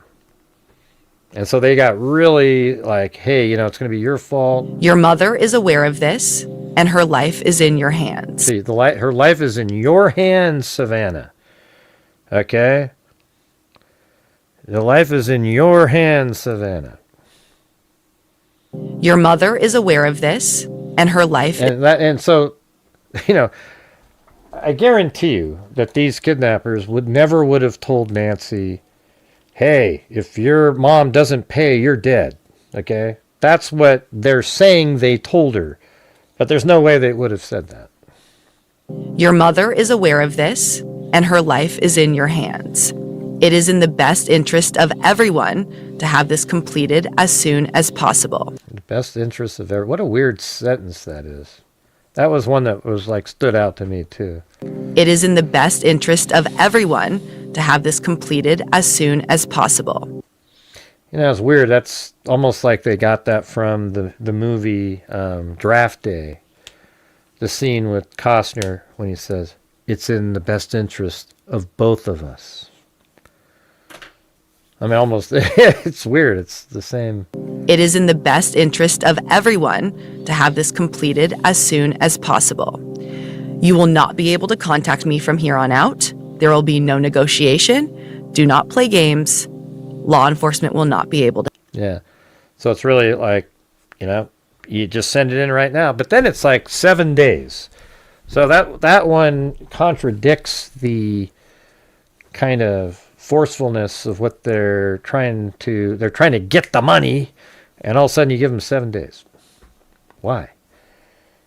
So I think they did the 7 days thing almost as subconsciously realizing that Nancy's not alive, so you're sending out, making it longer, more days out there. Yeah, but who the hell says that though? It is in the best interest of everyone to have this completed as soon as possible. It's in the best interest of everyone. Well, you mean who? It's not in the best interest of... I guess what you're saying is, sure, yeah, if you send the money in, then Nancy will live, and then also I'll get money too, he's saying. I don't know. It is in the best interest of everyone to have this completed as soon as possible. You will not be able to contact me from here on out. There will be no negotiation. Do not play games. Law enforcement will not be able to help you. Had a white smartwatch that was on the floor near her bed, at the foot of her bed. And then there was this floodlight that was destroyed in the backyard. So those two clues are what gave the FBI kind of the wherewithal to say, this is not a hoax. At least they didn't think so, or they were investigating it as possibly legitimate. But for those who haven't heard it, this is the verbiage that's in ransom note number 2. We did not fully grasp the seriousness of... Okay, now there's a we. You know, the first note said, you know, me or I, you know, it's talking about themselves. Now it's a we. It is in the best interest of every legitimate. But for those who haven't heard it, this is the verbiage that's in ransom note number 2. We did not fully grasp the seriousness of her physical conditions. We never intended to hurt her. That was not our intention. She perished shortly after she was taken. We believe it was heart-related. She is buried in nature now. Nothing you could have done could have changed the outcome. We are truly sorry. Yeah, so if there's a mastermind, then I think it's somebody that cares about Savannah, just wanted to get money somehow. I don't think there's any chance it's a mastermind, just some random schmo out there. Forget it. And it doesn't make sense that a mastermind would write the second note. Why would a mastermind that's not associated with and got 2 people out there to commit, you know, to abduct her and hold her, and then she died, and then that's when we happens, right? So it's like because you're writing the ransom note, and then through communications with the others, you find out that Nancy isn't alive. Now it's a we conversation, right? It's like we've decided that, you know, we didn't realize her medical conditions, etc. Doesn't that make sense? So you have the you know, you're trying to get the money, because those other people aren't really part of what you're doing now. They're just the tools to then give her back at some point. And then all of a sudden when Nancy dies, now it's a we. It's our team. You know, that is why, you know, she didn't make it. They're telling me how she died, and we think it was her heart, etc. That's what that feels like, right? But so if there is a mastermind, which there could be, it would be that it's a person that is familiar, knows Savannah, actually is somebody, you know, relatively close, you would think, to care like that. I could see somebody caring if the mastermind, so the other scenario is if it's a Bonnie and Clyde scenario, and then you have, they're just young, inexperienced, they were just trying to get money, and you know, when they wrote the first ransom note, they wanted it to seem like it was one person, and then the we comes out because, you know, there was another person, and they felt bad. All they wanted to do was get money, and she died, and they didn't mean for her to die, and they had just washed their hands of the situation, but they didn't want her to die, and they wanted her to know that. But, you know, it's weird because, like, even in that scenario, why would they go that extra step in trying to make Savannah feel better? I mean, I guess, you know, you're sitting there watching all of Savannah's videos with their family members and whatnot, and it might have got to them, so then they said something, you know. Yeah, I've said this for a long time. You guys have heard me. The second ransom note is a huge clue in this case of what, and like, I'd love to see what an FBI profiler, like a legitimate one, you know, what they say, like, what is that telling you? Especially if you feed the profiler what we are. I'm saying that Nancy Guthrie is not alive when the first one was written, so that one's got to be some sort of a Hail Mary to try to get the ransom, and they even mentioned a couple things that were in the house to verify that they were who they were. But then the FBI instructed Savannah to ask for evidence. Remember another video she made, she said, well, we know AI can be used, so we need proof that she's alive. And that proof never came. In fact, they never communicated with him again until the second ransom note. But that was after multiple videos by Savannah and them pleading. You know, and then you've got the second ransom note, which is really not a ransom note, it's an apology note. And it tells Savannah that even had you sent us the ransom originally, it wouldn't have made a difference because she died shortly after. We think it was heart-related. Don't you think that's weird? That you would take the time to sort of, make Savannah feel better for not sending in the ransom note quicker. It wouldn't have made any difference.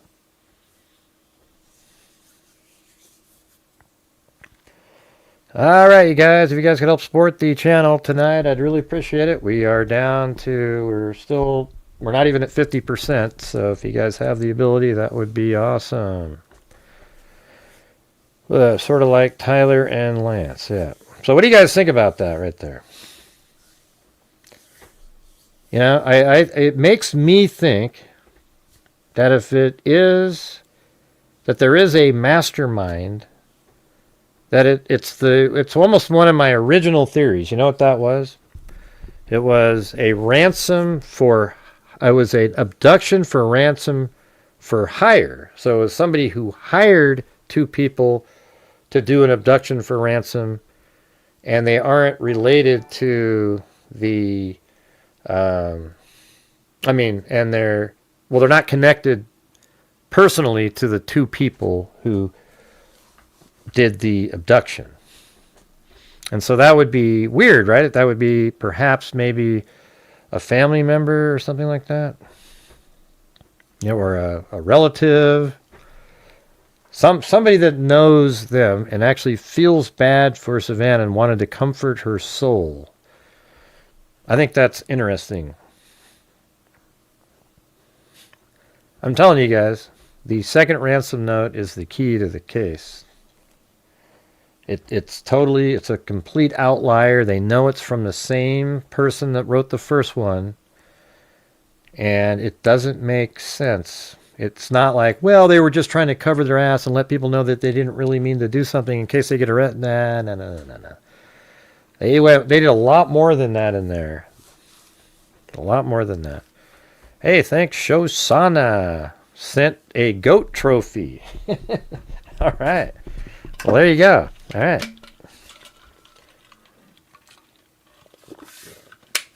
Why don't you become a channel member? Shosana, you can actually put the goat emoji in there. So what do you guys think about that?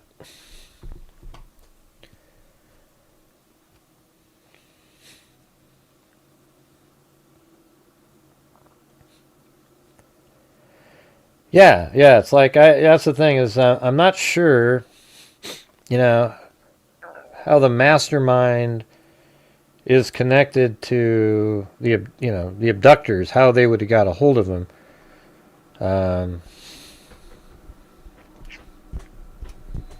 It's pretty weird. Why would a person, let's say they're in Mexico. Let's just say it's that story that everybody wants to believe in. Oh yeah, this guy's in Mexico. He knew about, Nancy being there from somebody. So then he hires these people in the U.S. to go do this, and they abduct her, and then she dies. Why would the person in Mexico give two craps to write that second ransom note? Why would they do that? That doesn't make any sense at all.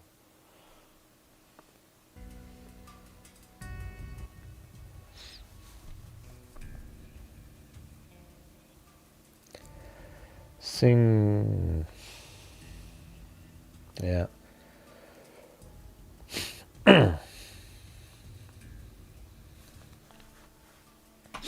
Anybody out there want to call in, discuss this stuff? I don't know where Marty is. He showed up at the beginning and then he disappeared. He didn't want to talk about the Cal Ripkin stuff. Or not Marty. Why did I say Marty? Jason Bourne is what I meant to say.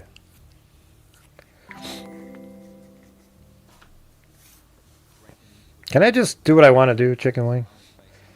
Jesus, my God. It's not a fireplace, you know? Come on. If I want to make one, I'll make one. You know, it might be a whole nother scene. That's just a sound wave there. Don't worry about it. That isn't really a place over there. Maybe if I sit around and I think about it, you know. It kind of could be a fireplace right there.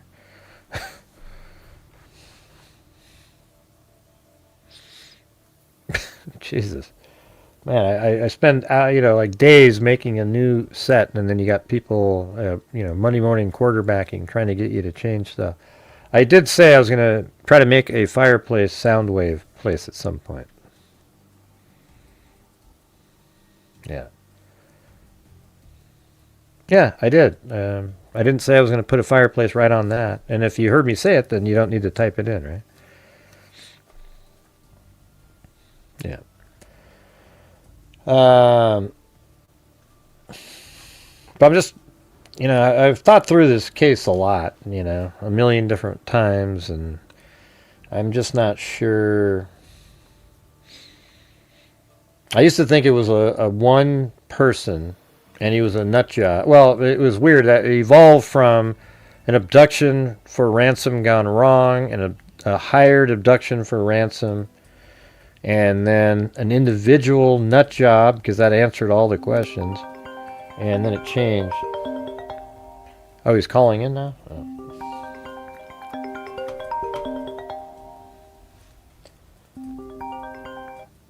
Call from James, a.k.a. Jason Boy. Hello. You weren't even in the chat. You just were sitting there listening. Jesus. That's crazy. I popped in about 5 minutes ago. Well, why didn't you want to watch the part about Cal Ripkin? That was pretty interesting. Well, I popped in. My mom's 80th birthday is today, and so believe it or not, I had a long conversation with Mom. And hey, man, so you can't do that, man. This is way more. I'm just kidding. I'm just joking. Yeah. All right. Yeah, you got to cut me a little bit of slack with Mom, But, yeah. I told you before, and I still believe this, that second note wouldn't have been sent in by somebody who didn't care. So whether it's the mastermind or whether it's that's what I was saying voice. On the show, yeah. I had to convince everybody about that. My thing is the second ransom note is the key in the case. I bet you the FBI even thinks that.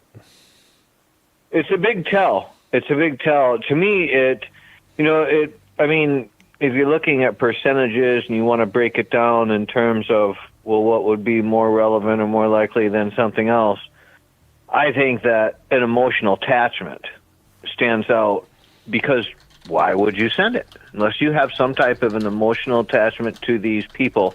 I can't imagine a perfect stranger is going to be that moved necessarily by video footage that they're going to be compelled to write that second note. I don't know. I think when they realized how bad she felt, that's when, I think this is a person who cared, is what I'm saying. Yeah, the female very well may have. If there's a female. See, yeah, I think it could be a Bonnie and Clyde situation where there's a male, female, and they wrote one, and then the second one, she wrote we, and so forth. But it really could be where there is like the mastermind person could be the person who's actually close, and they're the only ones that are communicating. So you've got give me the money, blah, blah, blah, in the first one.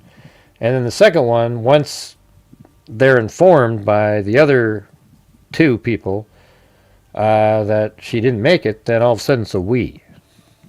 Then it's we think that she died this way because now you've communicated with the others when, the actual two people that you tried to get to do it.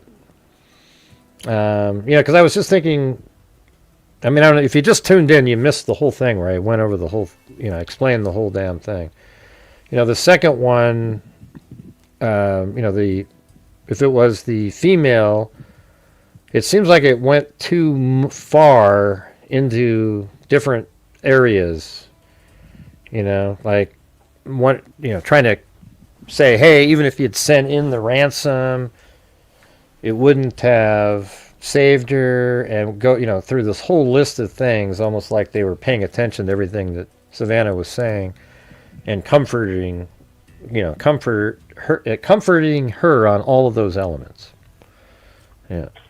Well, and if we're really going to say that the apology note has this feminine tone to it, sounds like it's written by a woman, that if that is the case, and we don't go with Bonnie and Clyde, then what we really would be saying is that the mastermind is likely a female, because that's who wrote the second note, and along with the first one as well. Well, no, but I can't say that I can't say 100% that the person who wrote the second note is absolutely a female. It could be that it was somebody who actually cared. It could be a female, maybe it is. It seems like a female might have wrote that one, but it could be that a family member that felt bad, right? So let's say it's a family member. Does it have to be a female? Was there anything in that second one that sort of had like female? Well, I guess some of the phrasing. What was the perished, whatever. I guess we already went through all that. I mean, it could be a female. It's just. I guess what I'm trying to say about that is that so I had to sort it out in terms of probabilities and say, okay, well, what is more likely, that a male mastermind wrote something that sounded female, or that a female who was part of a couple wrote something that well, no, but you're female. saying that sounded female. I mean, we've talked about it. It's like there's some elements that sound female, but at the same time, it could be that a family member or a friend of the family, somebody like that, they might write something like that, and that wouldn't really matter, I don't think. I mean, I guess the thing is, what are the parts of that make you think for certain it's a female? Well, I just don't think a lot of men are going to say buried in nature. Yeah, I just don't think that's going to be something that a male is going to be writing. And the first part, the first letter, basically says that could be a liberal. Her life is in your hands, right? The first letter, the ransom, is her life is in your hands, and then the second letter is there's nothing that you could have done. Right. Well, yeah. Well, that's because I know, but we went over that already. The first one was just there. Nancy's not alive, and they. And the weird part is that almost lets you know that they're admitting they're the ones that wrote the first one, because it's the exact opposite.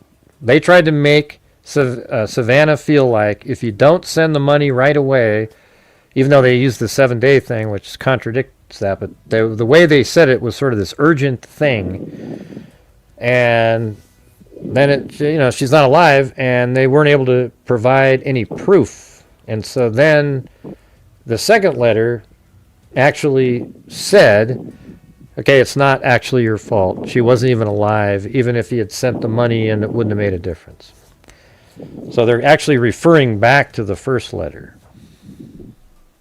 Well, it starts to get really complicated when you think about it, when you have a mastermind out there, because think about how this would happen, that somebody would say, being the mastermind, okay, I need you two people to go and do this thing. Mm-hmm. So then they go and do the thing, and they come back and they say, okay, we have her. Now, maybe she died, maybe she didn't die, but let's just say that if she did die, they told the mastermind, well, she died. We don't know what to do. And the mastermind says, okay, well, we'll put together a letter and we'll send it out and see if they'll bite on it.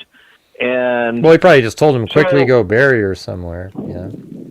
And right, but see what's happening is that as soon as you introduce this mastermind, now the two of them or the whoever was there have to be communicating to that mastermind. Well, she didn't make it, right? So those details are flying back and forth, and then there had to be more communication later on.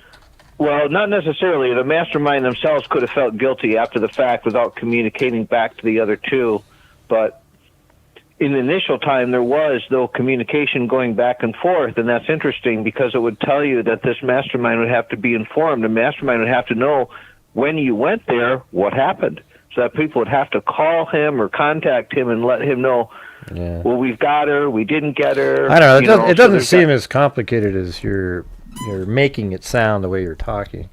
It's just like all you'd have to do is just get a hold of somebody. They'd say, "Hey, we got her.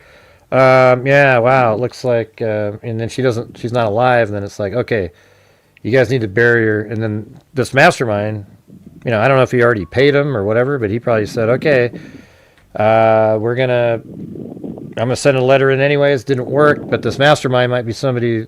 I'm not saying the mastermind is what it is. The Bonnie and Clyde sort of situation is the one that, I sort of lean in that direction. But the mastermind, if it's a person that is related to the family, does make sense. It's not like some, oh, what a crazy theory. And you can make it seem like it's really complicated and everything, but it's just like the guy he has a couple of people that he knew. He sends them in. Their job is just, you need to abduct her and hold her in your house for a while, and then I'll tell you when to put her somewhere else. And that's it. It'd be really simple on their end. It only got complicated because she died, and now it's like, well, she's not even alive, and the guy's like, oh shit. Okay, you guys have to bury her somewhere. I'll get back to you. He writes a note to try to get something out of it, and then everybody just washed their hands with it, and they sent in that second note. See, again, the second note's a crazy thing to do. It's like, the point of it is, the whole point of that second note was to make Savannah feel better. That nothing she could have done would have done a damn thing. Another thing is, so if you're the author of the note and you want to accomplish certain things, one of the things that you would like for anyone who might be reading the note is to think that you have an emotional investment, that it matters to you how that family feels.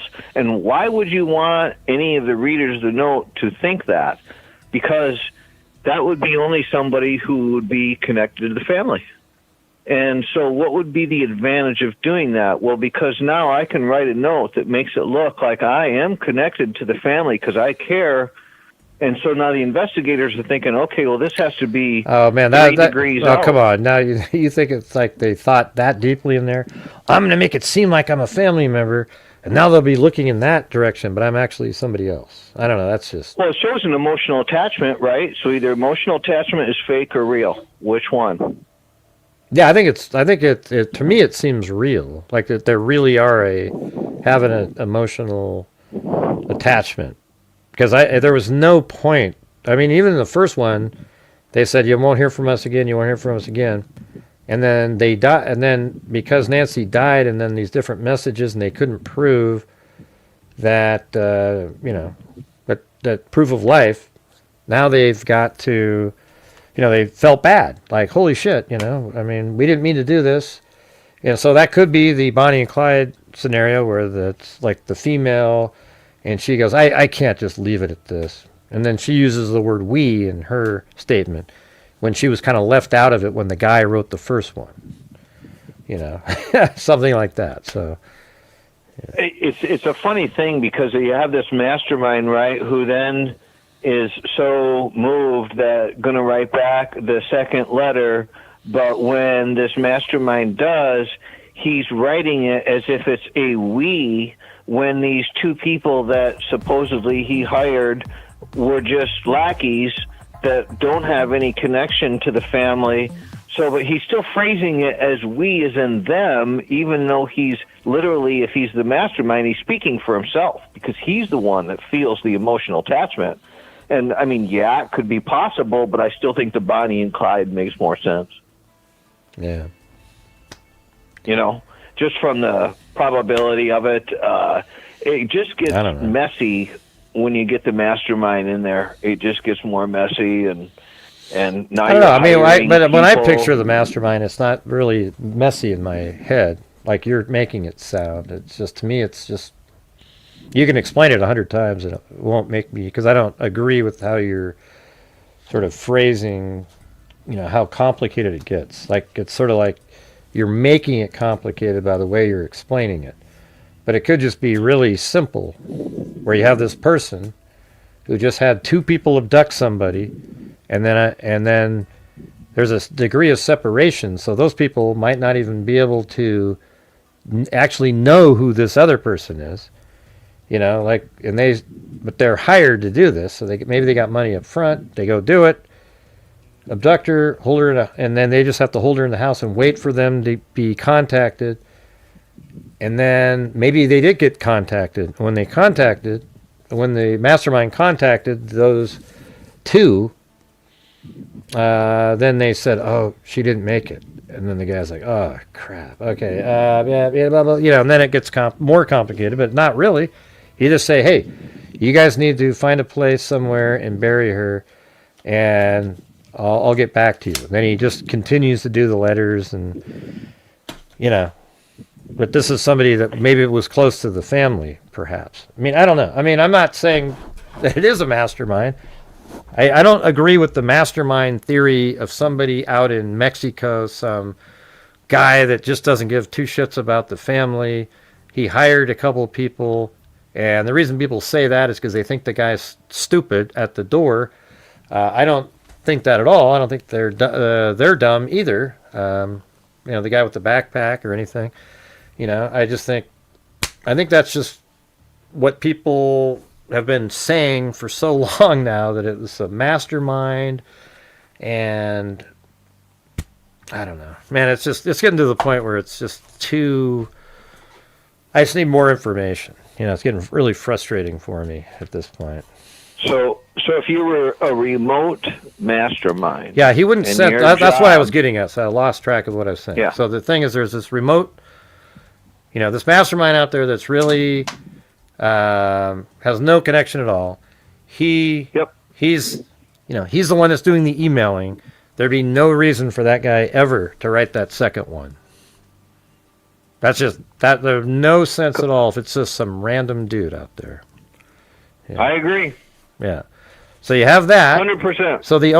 So what I said earlier, the part where you were probably on the phone, as I said, so I don't believe that there would be some kind of a situation like that where there's some mastermind, hardcore guy out there who then got a hold of two people and they did it, because that person would never write that. So what I said was the second note. And then what I said was, though, a mastermind could exist if that person is close to the family and cares about, you know, Savannah, etc. Maybe even Nancy, for God's sakes. You know, they didn't want her to die. They just did it because they knew how rich Savannah was, and they thought maybe they could extort money, you know, through the ransom somehow. And it didn't work, and then they felt bad, and wanted to sort of alleviate some of her pain and guilt she may have felt because she didn't pay the ransom right away, and it turns out it wouldn't have made any difference, as they told her. So that's how I would throw that in there. You know, that out of the two, there's only one scenario in the mastermind that makes sense, and that's the one I just said. The other one makes no sense.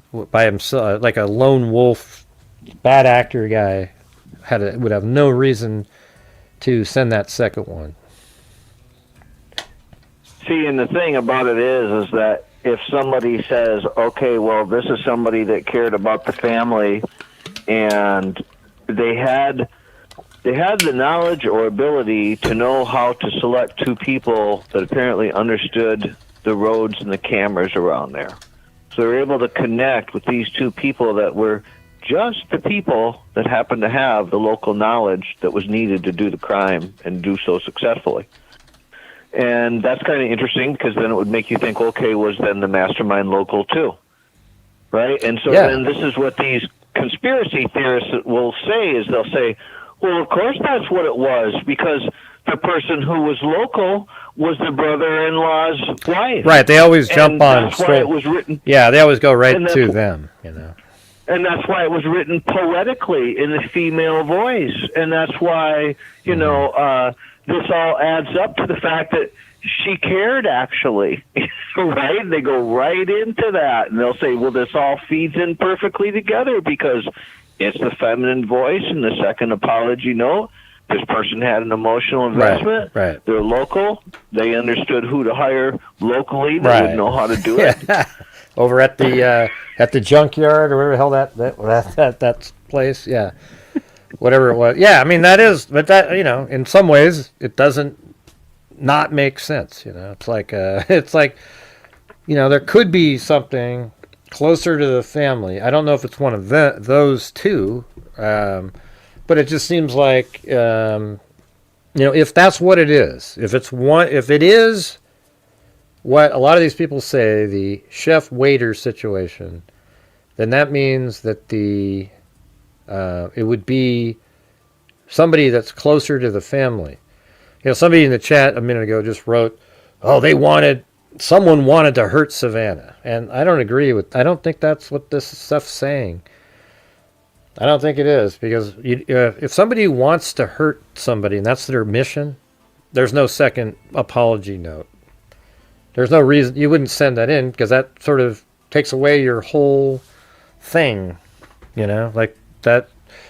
I mean, it still hurts. You hurt them, but at the same time, there would be no apologizing to eliminate some of the hurt. You know, like your whole goal was to hurt them. So I don't think so. I used to think that in the nut job theory, maybe something like that could be in play, but it doesn't sound right now. Yeah, I just, you know, when it comes down to that second letter and you hear what sounds to be a feminine touch in there, that if you go with that and you say, okay, well, it could have been composed by a woman, then you also have to then say that, okay, then mastermind could be female. Because that's essentially who's the letter writer. It's not the two people under the you know, the cook and the chef scenario, or the chef and the waiter scenario, right. So that you know what I mean. So, well, yeah, I mean in the chef waiter one, the same person would have been writing both notes, because they're the ones that are doing the communication with, you know, trying to get the ransom. The other two people were just there to abduct her and hold her, right? So then that would mean that whoever wrote the first one saying she'll be dead by this way, I told her to, and everything, and then the next day, you know, a few days later, they sounded totally different. However, in the Bonnie and Clyde situation, you know, the first one could have been written by the guy, and then the woman wrote the second one because she just had to get it off her chest because she felt bad. See. Well, the thing is, you know, under the mastermind scenario, if it's somebody who was close to the family, knew the family, had an emotional attachment, and cared, you would think that, okay, well, if you knew the family enough to care, to have this emotional attachment, that we had to know some things about the family to have some emotional connection, right? You had to have some type of familiarity.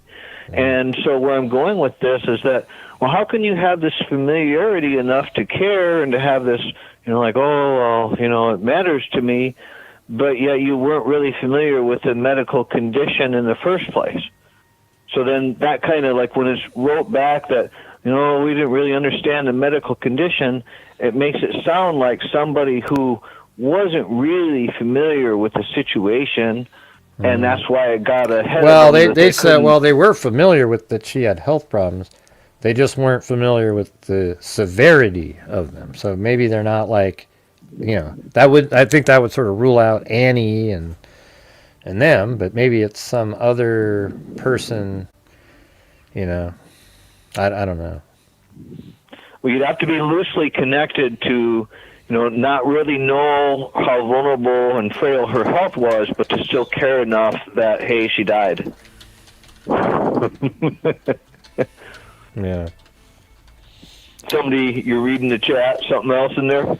No, I'm just trying to get to the goal tonight. We're not even close again. See, this is what's been happening is like we have a show and then we have a good night and the next night it's like sets us backwards again. So I'm trying to get to trying to send in messages saying, "Hey guys, we need to get the support for the channel up because we're getting killed." Well, come again. on, freaks. Yeah.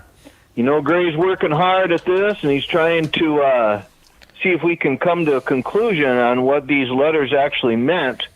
And, I think that what he's saying does make sense in terms of the fact that there's no way that second letter is going to be written by somebody who is a faraway, distant person that would be not connected. Why would they care? They wouldn't care. Yeah, exactly. I think so. I mean, it could be. I mean, it'd be interesting if it was a local person who hired people from Mexico to come over and do it, and then, that'd be kind of strange. That'd make it really difficult. I'm not sure why you would do that, though. I just think the person is closer and in town and knows the family and is aware and knew that, like, wow, her mom's worth millions, man. We can get money out of this. And so if they're all local, then it's kind of weird. Like, why would you have to have a mastermind and, So, and just like, so if you were to put yourself in this situation and you were the person who was writing these letters and you had this emotional attachment and you felt really bad because you saw how they were pleading and you thought to yourself, okay, I need to put a letter out here and let them know, what really happened and give them some closure. Now, would it ever occur to you that by doing that you might get the fingers pointed, you might get the investigation steering in toward your direction because now you're making it clear that it sounds like somebody was close to the family that would have written this, so that you're kind of like sticking your neck out there by volunteering this because the only person who's going to do this is going to be someone who's fairly closely connected. Yeah, so but I think it was. Do that? Yeah, I don't know. I mean, I just think it's, people just do what they do. They probably didn't overthink that. I think they did that, and they knew that their communication technique wasn't going to be tracked. So that's what they did. That's a good point. They knew it wasn't going to be tracked. You could get away with it. Yeah, so regardless, they could get away with it, and look how easy. I mean, here's the thing. Let's say it is a mastermind situation like that, and it is somebody that's closer to the family, and you're using two unknown people, and they do it. And it would make you nervous, though. Like, man, those people are running around. But I think they did it. Let's say you did it in a way where they don't know who you are. So it's a double blind thing. I mean, I think you can do that, right? Like Double blind. Gotcha. Like a hired place, like like the person hiring them, they don't know each other, and Off the black market, and it's sort of protecting each other the way that would be done. Yeah, maybe on the web. Who knows how dark web? Yeah. And so then you have these two people that don't know, and it's so perfect because there's no way to ever get back to you. It's crazy. Yeah, because these two people abducted. You've never seen. Yeah. Yeah. Yeah. Wow, that would be crazy if that's the case, man. Jeez.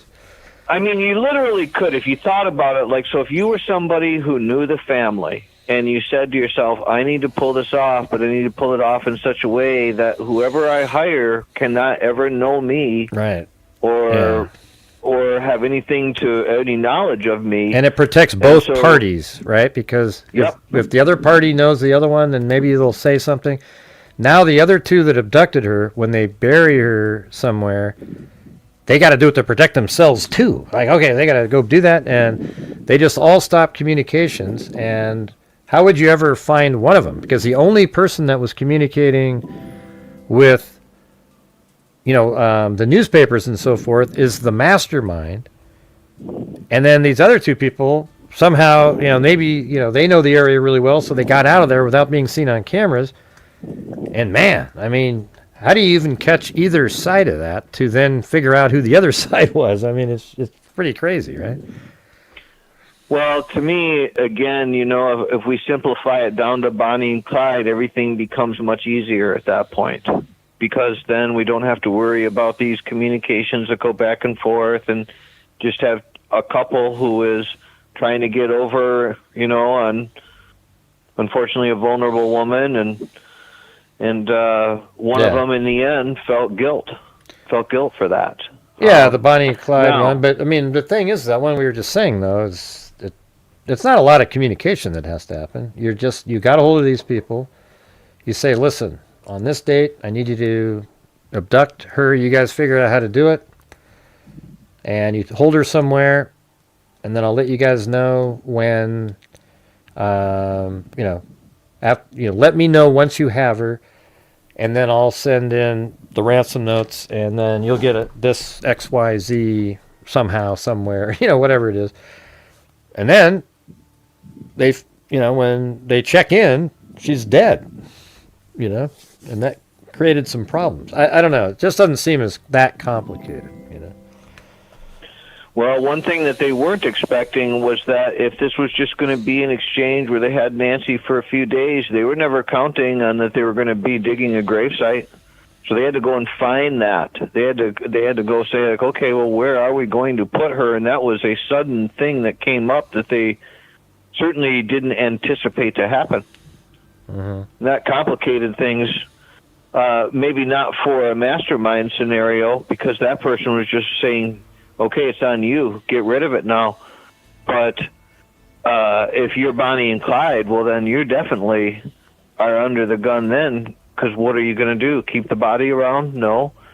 So it seems more risky that a Bonnie and Clyde would send the second. I mean, you felt bad and you sent it in, but that second one, you are putting yourself at risk a little bit there, because you're sending it in and you're giving one more attempt for law enforcement to figure out who sent that in. But I guess they must have had a technique down though, so they're not nervous about it.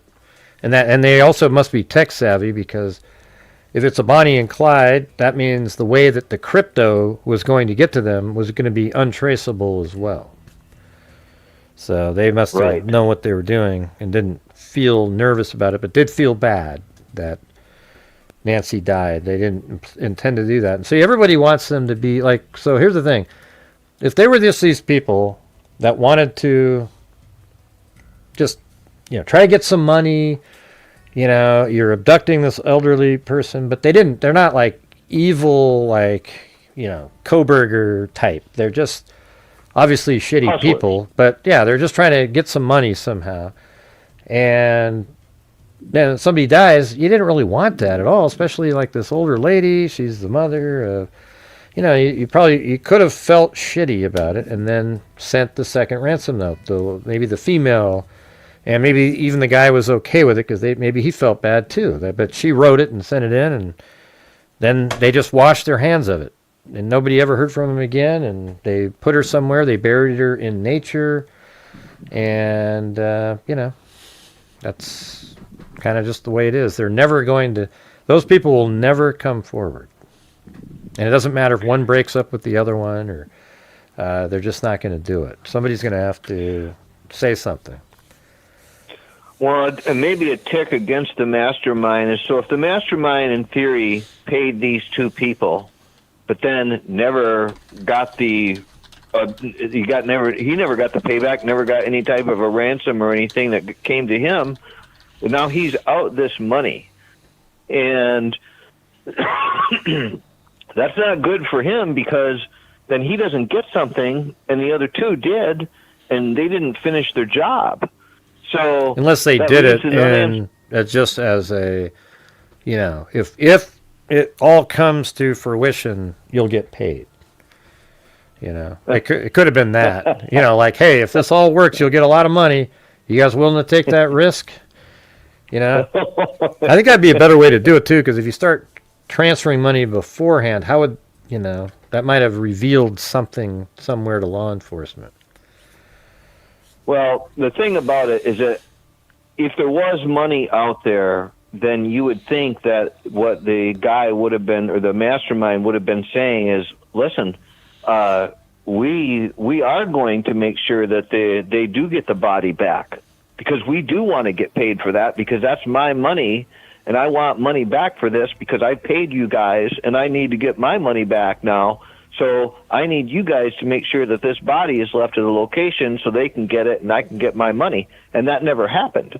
The mastermind never said to them, apparently, go do this. In other words, the mastermind was willing to let this go and basically take a hit. Now, to me, that's a tick against the mastermind theory, because the mastermind probably would have said, if they were remote or whatever, or didn't have a connection that could have exposed them, would have told the two, no, you go ahead and make sure you get this body, because I want a chance to get my money back. Since that didn't happen, it goes more toward a Bonnie and Clyde. I don't know. I think at that point you want to just cut and run, because now it's a murder on all parts, everybody. I think at that point the money, it's weird, right? Because they were trying to get the money, and then just realize, we're not going to get the money. She died. We'll have to just cut our losses and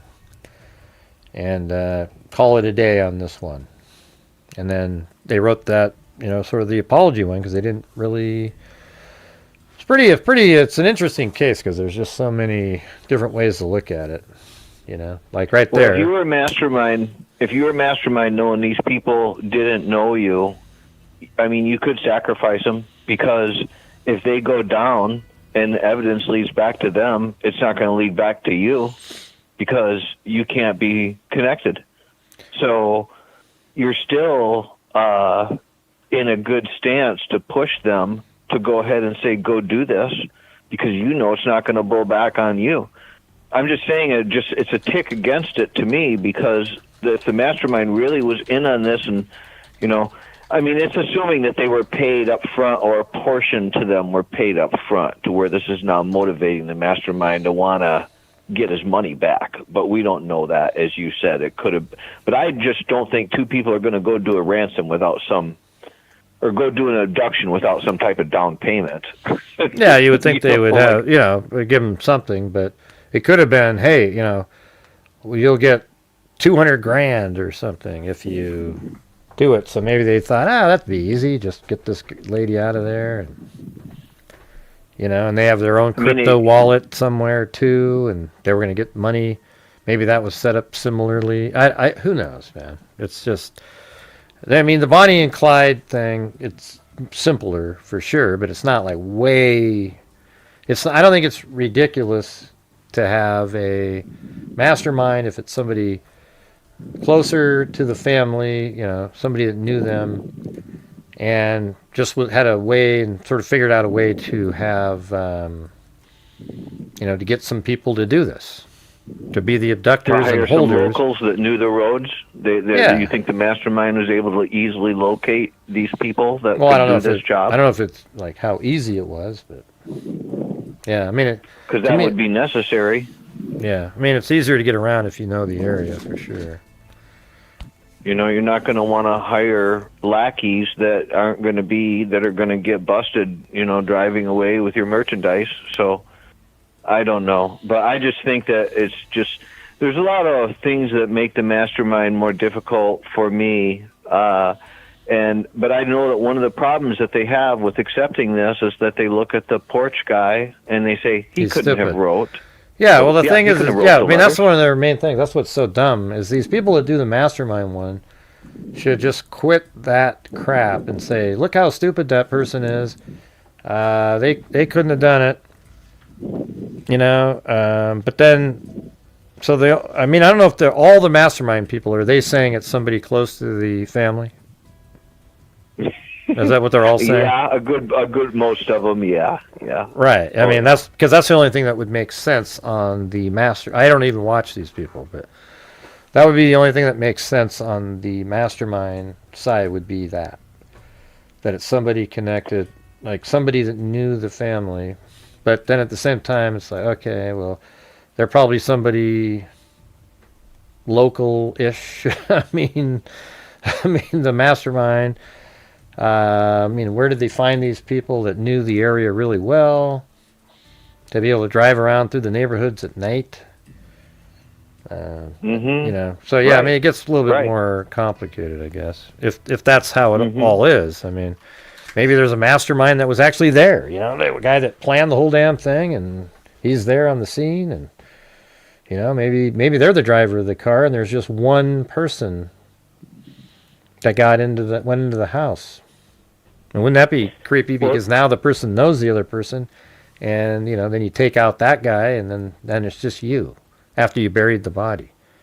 Maybe there's two bodies buried out in the woods somewhere, or out in the desert. I'm just randomly. I mean, there's a lot of ways. There's a lot of ways that it could go, but I always have felt that this is a very tight knit situation. That this isn't like loosely knit with parties that really don't know each other. And I mean, the double blind is fun kind of consider, but for something of this level of a crime to be done, more than likely the parties are going to know each other and have loyalty and trust, whether it's two people who are a couple or whether it's somebody trusting someone else to go and do something. I mean, there's exceptions, right, that you just hire someone blind and they go do that. But in this particular scenario, because of the knowledge needed for the roads and the intersections and you know, the fact that we've pretty much ruled out that a remote mastermind wouldn't really be interested in caring about this situation, that it would be someone that would be local that would be hiring these two people to do this. You know, but then, you know that they run with that then. The conspiracy theorists, they run with that. And, oh, well, of course it's local. Of course it is. And you don't have to look very far. Just look right over about 2.5 miles away.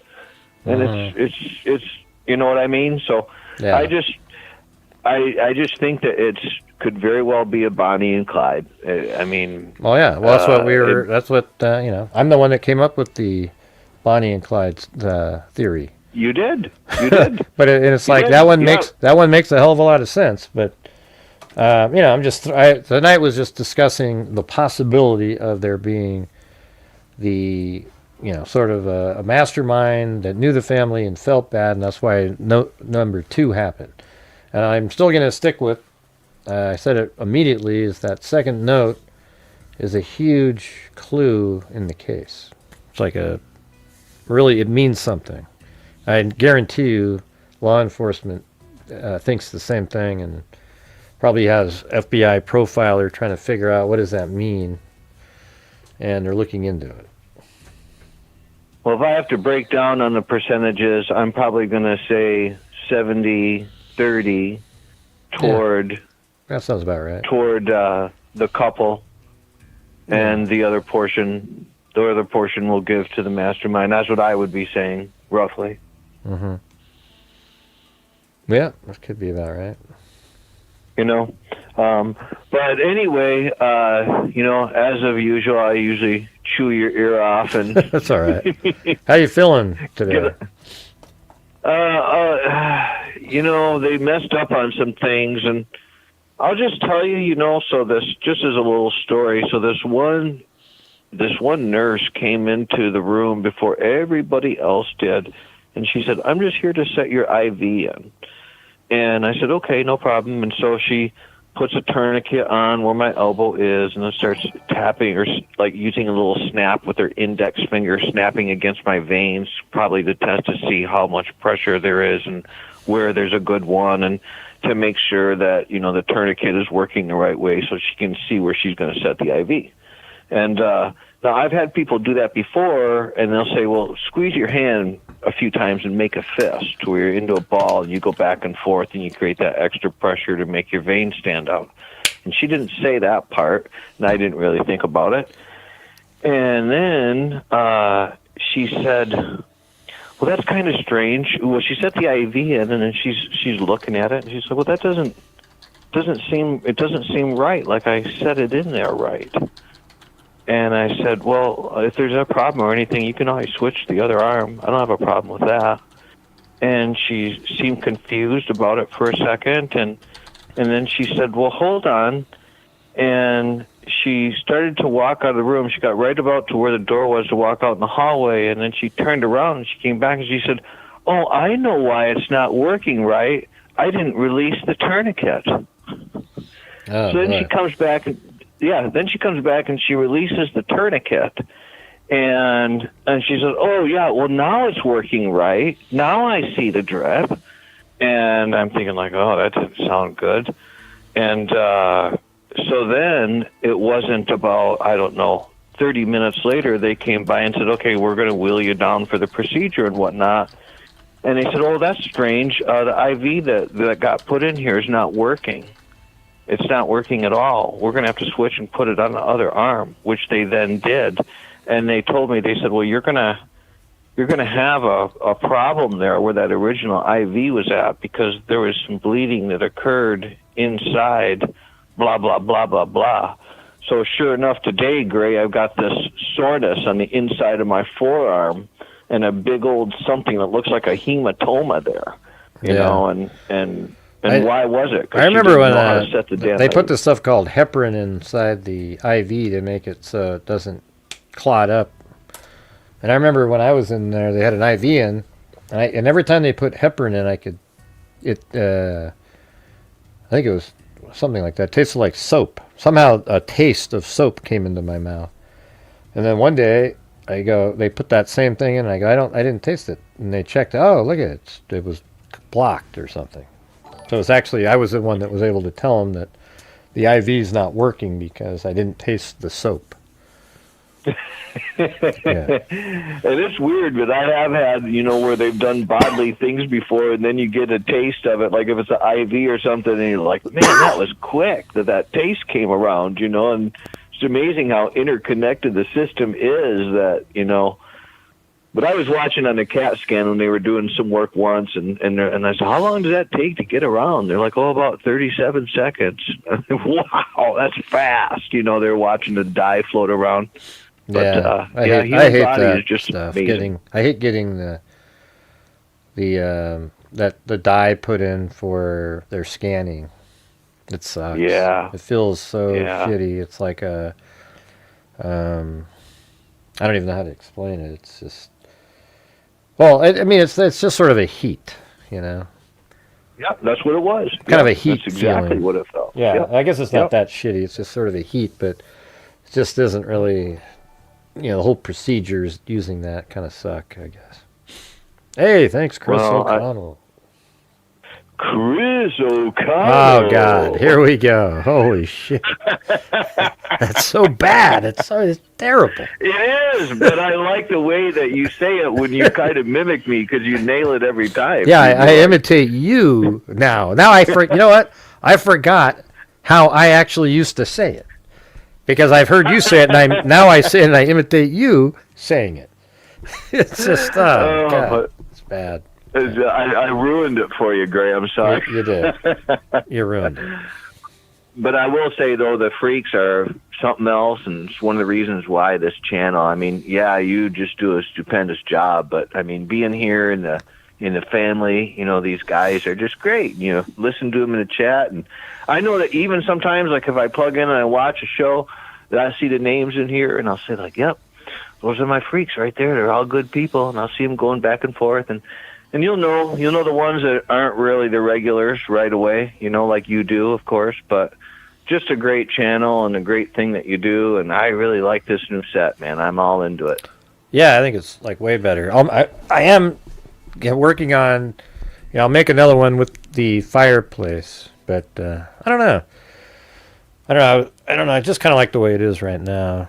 But it's weird how I made it set up. See the little sound wave in there? So now there's 3 sound waves. One of them is a really light one, and then there's a little darker, and then the dark red. So now it really looks like a flame, a fire in there. Love it. So it's kind of cool. Yeah. Do you ever remember that old portrait of all the dogs sitting around playing cards? Yeah. You do remember that? Mm-hmm. and all the detail that was in that when you looked around at the various little things that were all around that whole table. And I mean, it was very intricate and detailed when you really looked at it. And that's kind of what this picture reminds me of, with all the little details that you see in there. It's kind of like, you can tell that somebody didn't just throw it together. You know, that's what I like about it. It took time putting it together, and that's where the good quality comes in.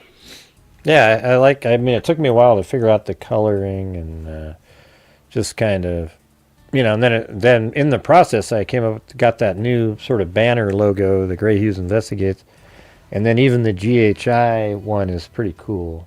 It looks like YouTube's still using my older one. I think maybe I have to change that manually. I forgot.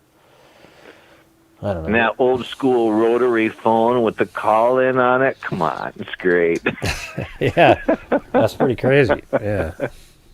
It's great. Yeah, I love it. So, but yeah, so good discussion, and yeah, I you know, I only give a little bit of credence to this mastermind theory. I mean, it's possible. Yeah, it is, but I just don't think that it's probable.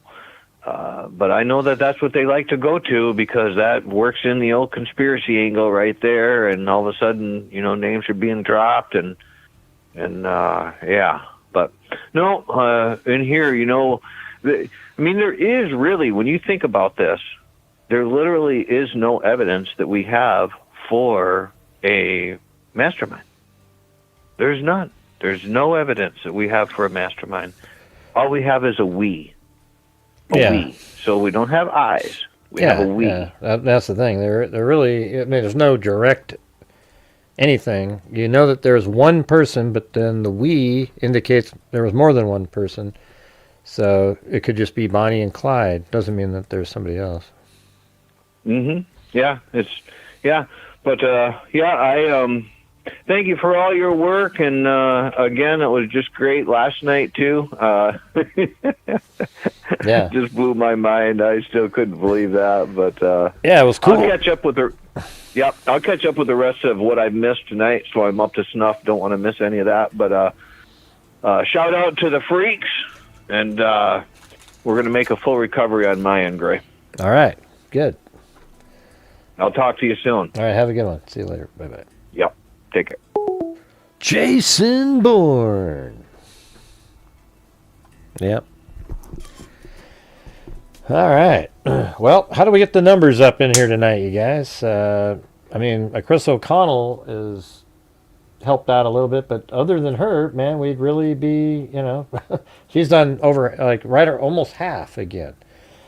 So it'd be nice if some of the rest of you would help support the channel, get us back to where we used to be, where it's just not a struggle on a nightly basis. It should be sort of easy with, you know, even over 100 people watching. So we're at a point right now where we're just barely got over 50% just a minute ago. So maybe Jim Lawn can do one of his joking challenges, or somebody else can do something. We need a challenge in here. Just one challenge would actually probably make a decent difference, you know. And that's the thing. We've had no challenges in here tonight. Let's see what this one is. Call from Jay. Who's Jay? Who's Jay? Hey, Gray. Hey, what's up? How's it going? Not too bad. I don't do. Were you in the chat a minute ago, or? No, I'm just. I watch you a good bit, and I've called in a couple times. Yeah, well, what's I going like on? the new set. It looks pretty good. The new set you got there. Yeah, I think it's pretty cool. No, just a couple thoughts. Do you think they ever had intentions of taking her out the back of the house, and that's why the doors were propped open, or do you think? What do you think the reason is for the doors being propped open if they didn't have intentions of? I think it was just removing her like that for way? escape, you know, like just a quick boom, you're out of there. You just Right. keep the doors open, and then like when if you get a radio call like that, you just turn around and take off. You just run. You just Yeah, I run. guess There's so. no door you have to fiddle with. You don't have to do anything. You just get the hell out of there. And then even the side gate, maybe, Because you have I mean, if you believe that there's a second person, and that's a walkie-talkie that he's got in his pocket, then you would think it would just be a quick little mic, when you just click it or something, like, hey, there's something, and then boom, you're out of there. Right. Like you're gone, and So you there's nothing think close. after he removed the camera on the front, you think that guy went around to the back and went in the back way? Yeah. But I don't think it was right away. I think at 1:47 he removed the camera, and then he waited for, like, I don't know, 15, 20 minutes. And then after they made sure that nobody showed up, because, when you set off the camera, you probably think you might think somebody's gonna show up, or maybe even Nancy herself woke up. Something might have happened, and you'd want to wait. So probably after like 20 minutes, you felt like, okay, nobody's coming. Then you go around the back and then set off 212, that camera in the back. Right. A couple other things. Don't you find it odd that we haven't heard anything from the Uber driver? I mean, why would we? I don't know. I mean, you would just think that would have leaked out who it was, what his impression of, when he dropped her off, what her state was. But he didn't drop her off, though. He just took her to her to their house. Yeah, but that's like 5:30 something. I mean, I don't know what you get out of that. Right. I think people would want to know his name so they could start accusing him, because that's all people ever do on YouTube is once they get a name, doesn't matter what they are. It could be a guy at McDonald's that, like if Nancy went through the McDonald's drive-thru at noon, and somebody could figure out who the guy at the McDonald's drive-thru window was, he'd somehow be the the criminal. He'd be connected. Yeah, because it's a whole new day. 3 days of videos on the McDonald's worker. Right. Yeah, that's how they. And do the it. other thing, if they have the timestamp of the garage door opening and closing when they dropped her off, 9:48, 9:50. Yeah. Surely they have a timestamp of when the family arrived that morning when the garage door went up then, right? Yeah, they would. I think that's probably why they have that. It's like a really precise time. They don't have a precise time when the family arrived. They changed it like 11 and 11:56. Well, no, I know because because when they originally said it, they just gave us a general time, and then as time goes by, they give you specific times. Mm-hmm. And all we have is when they called 911. So I guess we don't have the precise time of when they arrived. Yeah, like we don't have it. That'd be interesting to know when exactly that was, though. Well, no, it says 11:56. The family checks on Nancy, so that must be that. That means that's probably that garage door opening at 11:56. How would they have that? Right. And then at 12:03 they called 911. So that's 7 minutes later. So they got there, and so I bet you a garage door opens up. They don't say that, but I mean, how else would they know that 11:56 precisely? Right. That the family's there. That's probably this time. That they probably said, hey, when we got there, we opened the garage door. We went inside the house. We didn't see her. Then we walked around. Then we went outside, and we saw indications that there was blood. And then we called 911 at 12:03. Right. Yeah. And the other thing is all the blood on the front porch. That blood pattern, like there almost has to be blood going inside the door, inside the house. Like, would she have just started bleeding right when she crossed the threshold of the door? Nothing inside? I mean, there's got to be blood. Well, Ashley Banfield said that there was blood right inside the door inside the house by the front door also. That one of her source said that. So, yeah, you're right there. Yeah, I got you. All right, that was it. Just pondering thoughts here. Well, what do you think about what we were just talking about? What do you think about... What do you think? I mean, do you think it's like a Bonnie and Clyde situation? Two younger people trying to get some money, thought it might be easier, then somebody died, and then, they're like, oh, crap, Or do you think it's a mastermind with two lackeys trying to, went in and abducted her? I think it's a paid situation where... Yeah, I mean, I know they've been cleared and all, but... It just seems like to me that it's the families involved. Not Savannah and the brother, but I still think it could be a situation where Annie and Tommaso paid someone to do this. Yeah, I mean, I don't know. They've already been ruled out. You don't think so? No, I think it's. I mean, there's. You can't something like that. You can't rule out because. Right. It's just one of those I don't things. know for But I sure. can't sit there. I'm not Yeah. going to sit there and do show after show on something like that because it's really. No. But it's. You can't say it's impossible. I can't say that word. Exactly. But if you look at, I watched the other, the Interview Room channel. I know you probably watched that with Chris McDonough. No, I don't watch it. Well, on his show, Jesus. Okay. Yeah. What? they compared the note that Annie wrote saying, "We love you, Mama. We miss you," all that. Mm-hmm. They compared that note to the second ransom note. Mm-hmm. And it's very wording. Nah. Like it's almost, what? I'm not saying. Here's the thing. I'll tell you this. The wording isn't similar at all. What you got is these con artists out there on YouTube who sit there and they use the same thing with EVP. Like, oh, do you hear this? Now look at ooh, and see that? Look at ooh, and everybody goes, yeah, I do hear that. Wow. And they get all excited about it. It's bullshit. Right. Okay? There's no similarities whatsoever to anything that was said by Annie at that press conference to the second ransom note. I mean, can you tell what was it that they said was similar? Not the press conference. The note that she actually. I mean, the wrote, note that she read. Not the press conference, but in the letter that she wrote. Instagram stuff that she read out loud. Right? Is that what you're talking about? Yes, the one where it's an actual note she wrote where we miss you, we love you, all this stuff. Yeah, but wasn't that what she read though on Instagram? The same thing, out loud. She may have read it, but he had a picture of the actual note on the screen where it was her writing. Mm-hmm. Well, what was the similarity in there?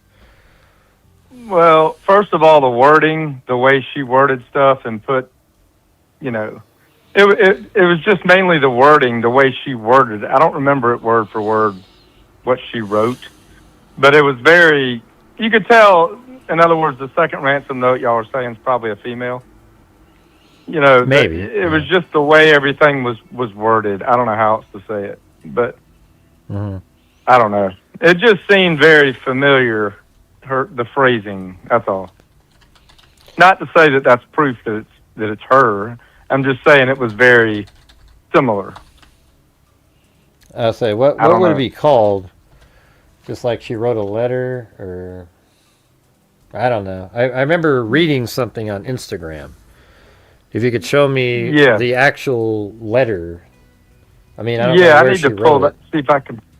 Pull up the actual, because it's an actual letter. Her handwriting. I mean, it almost looks like a kid's handwriting. It's so crazy looking. But it's her writing on the letter. Right there? I think I see it. Let me see. Does it start off with Mama? Yeah, you should be able to actually Mama, see that it. one? Yeah, hold on. Mama. Yep, that's it. I remember her the way she said That's it. Let me But see. look at the writing. It looks like a 12-year-old. It looks better than It's mine. very I odd. can tell you that. My writing sucks. Okay, let me just say that right now. But to be honest with you, when I send out the notebooks to people, there's this little rib in the middle that I have to kind of bend my hand over so it's not natural. So my writing always looks so crappy in those. Right. Man, I almost saw it for a second there. What happened? Mm-hmm. Oh, wow. Look, my screen sort of... Hold on, let me get out of here. I'm not sure what's going on there. And do we know 100% that it was only Tommaso that dropped off Nancy, or was it both? I mean, we still don't really know, right? Who dropped her off? Well, I think they say it was just said family. Tommaso. I guess it's just him. Annie was not with him at the drop off. Yeah, I guess it wouldn't really matter though, would it? I mean, I'm just curious. Yeah, guess it doesn't really matter. All right, let's see. I'm putting this in If my you can phone. find it. I think I found the note. Okay. Where the hell did it go? Jeez, I just put it there. Hold on.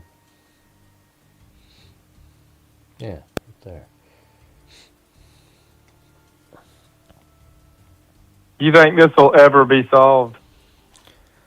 I don't have as much confidence as I used to. Mama, I don't think it will. we miss you so much. That's it. Yep, that's it.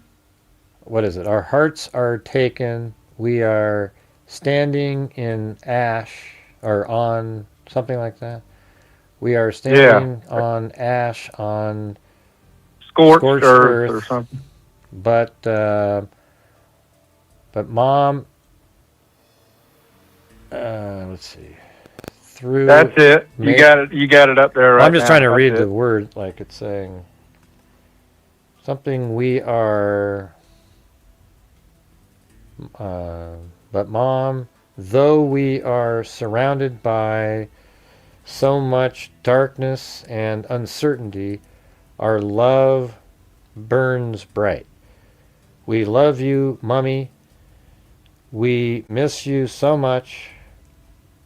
Our best friend, or I think so, our best friend and Annie, Tommaso, and somebody else. I don't see any similarities at all in there. What's compared to the second note? Yeah, what's similar about it? See, that's just somebody making content. Okay? Yeah, I don't know. There's no similarity, you know. Like, oh yeah, everybody, look, they use the word "and." Oh my God, everybody! Do you see how they use the word "and"? It's the way they used "and," though. It's like there's really nothing in there. Can anybody in the chat? Do you see anything on that note that reminds you of the second note at all? Okay. And the answer is absolutely not. All right. Yeah. Well, that I don't. Who knows? Yeah. Well, I mean, I you could still say, yeah, it's possible, right? With some family member somewhere, but trying to pretend that this note sounds like the second note is ridiculous. Right. Yeah. Right. But man, if it makes you content, boy, you might as well put it out there. I'm not going to do it though. Maybe that's why I struggle some nights, like tonight. I'm not doing that, so maybe I should start. Get a whole new crowd. People that are into the fake shit, and then I can survive. It'd be great. Right. Let's see. The other thing, the second note, the first note, I get it. Well, 'cause they're trying to get the money, obviously. But the second note, what would they have to gain by even doing that?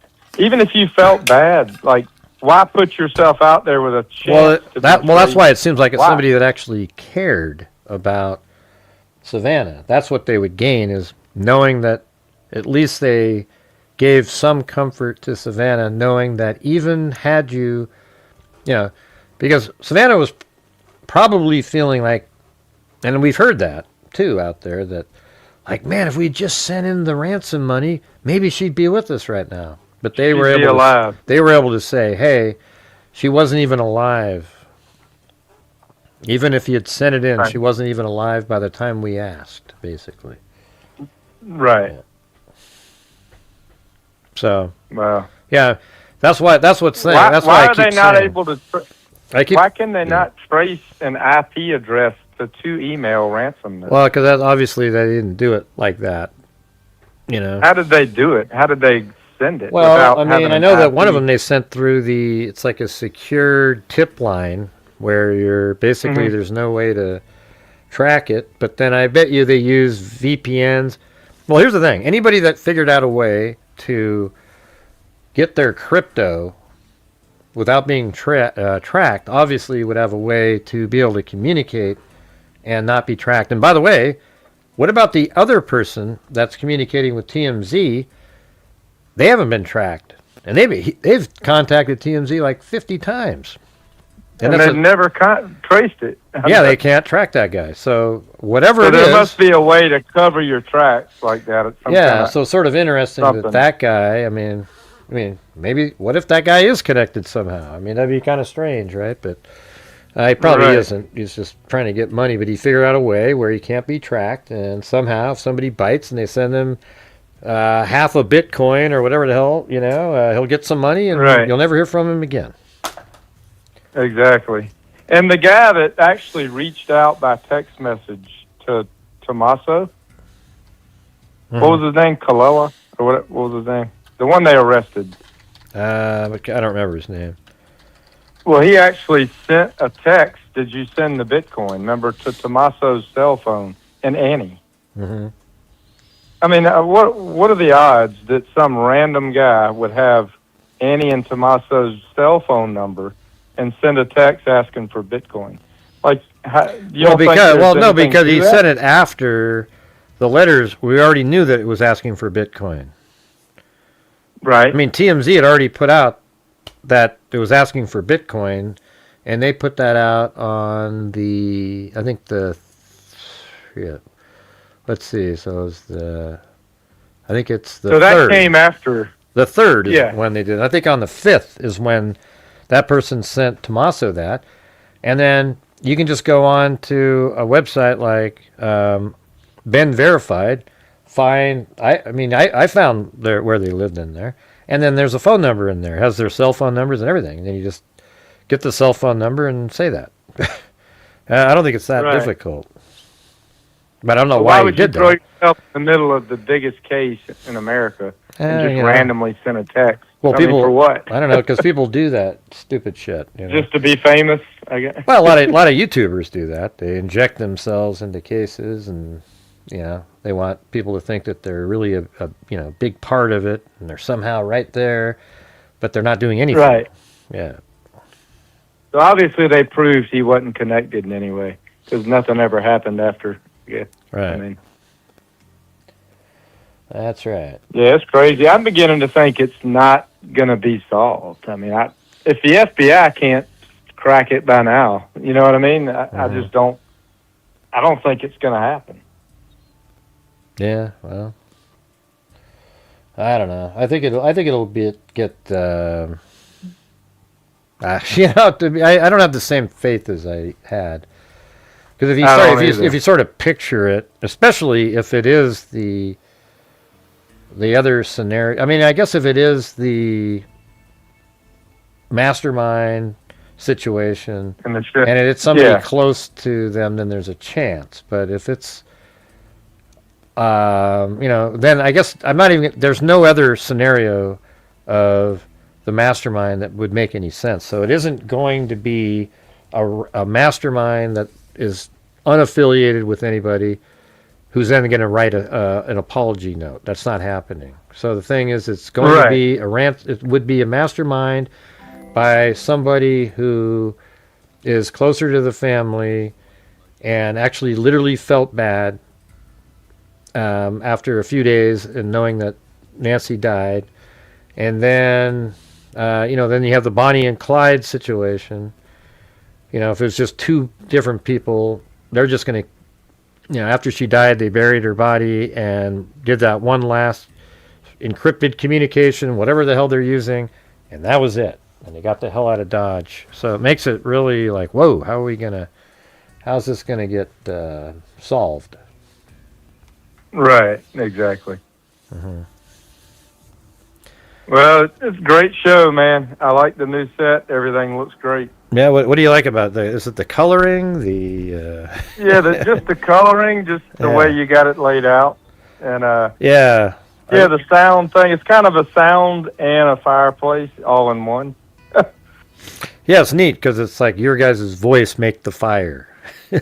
Exactly. Hey, all right, you guys are on fire. All right. Exactly. All right. Well, thanks for man. calling. Thanks, in. Greg. Appreciate it. Have a good one. Yes, sir. All right, bye-bye. All right, bye-bye. Was that? I think it was Jay, right? Thanks for calling in. Calling again sometime. Yeah, it was nice to have a different caller. Hey, I'll give it one last shot in here, you guys. If you could please help support the channel tonight, we could use some more gifted memberships, super chats, whatever the hell it is you guys can do to help support the channel. We're just trying to keep on trucking through the month. We're just barely through 50-something% tonight, right after we had a really good night that made up for one really crappy night that we had, and so that just got us back to even on that. Now we're back down again.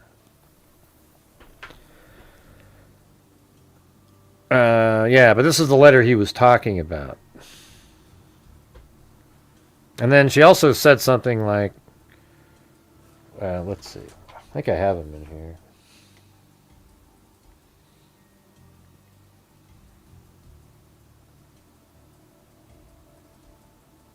That was something else.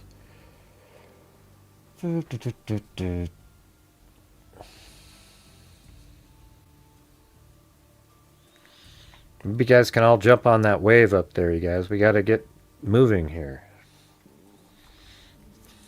Man, it's just...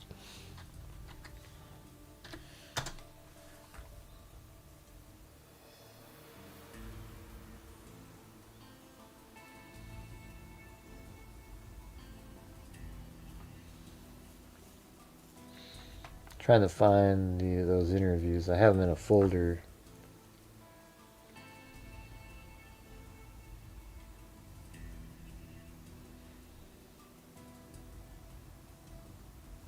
Oh, that's right, they're not MP4. They're MKV. There we go.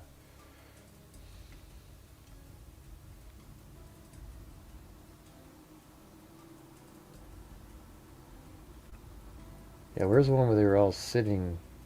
This one, I think. No, that's the... This one here is the... We received your message, and we understand. And I absolutely nailed what this interview meant. Way before any of the mainstream media or anybody was. I don't know, Gray. I heard this other... bullshit. All right, here we go. What's this one? On behalf of our family, we want to thank all of you for the fiercely loving, full of... The light is missing from... Talk to her and you'll see. The light is missing from our lives. Nancy is our mother. We are her children. She is our beacon. She holds fast to joy in all of life's circumstances. She chooses joy day after day. Despite having already passed through great trials of pain and grief, we are always going to be merely human, just normal human people who need our mom.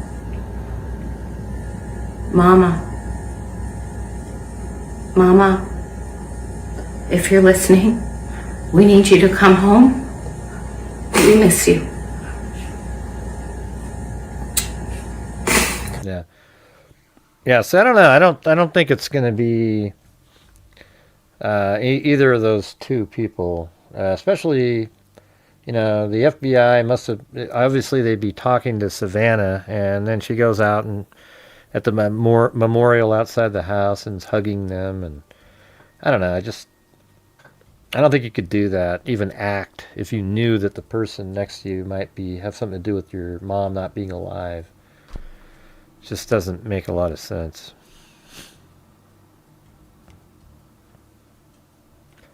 Well, thanks, Wild Bill, for the effort up there. I guess it's just another one of those nights. It's just crazy, you know.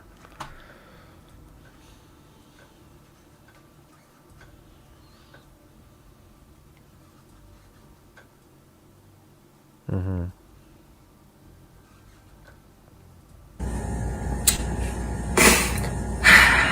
Our mom is our heart and our home. She is 84 years old. Her health, her heart is fragile. She lives in constant pain. She is without any medicine. She needs it to survive. She needs it not to suffer. Yeah, We Richard too Robinson's have dog. heard the reports about a ransom letter in the media. As a family, we are doing everything that we can. Right. We are ready to talk. However, Oh yeah, this is the part I was telling you. we live in a world where voices and images are. Do you guys see the? This is how scary it is right now. Did you guys see the image, the video somebody put out of Trump falling down? Like he was walking and he falls on the ground. Did you guys see that? Like he's walking and he sort of sits on a curb and then the secret agent has to lift him up and put him in his car. Did you guys see that?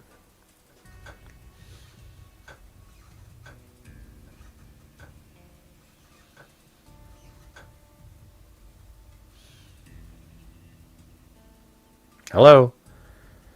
Anybody there?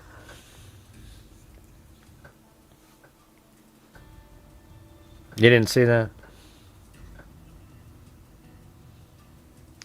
Yeah, I mean, it looks real, but I knew it wasn't real because nobody was talking about it. Yeah, but it's absolutely incredible. It's I'll show you. Here, hold on a second.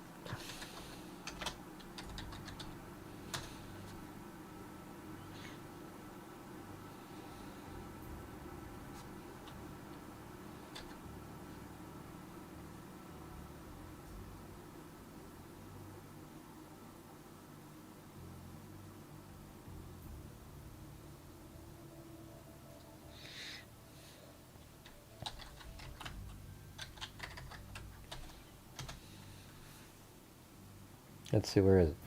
Yeah, I think it. Oh, yeah. So this is the real one. See that? Watch this. Watch this. Here, watch this. This is what's crazy. Look at that. It looks so real.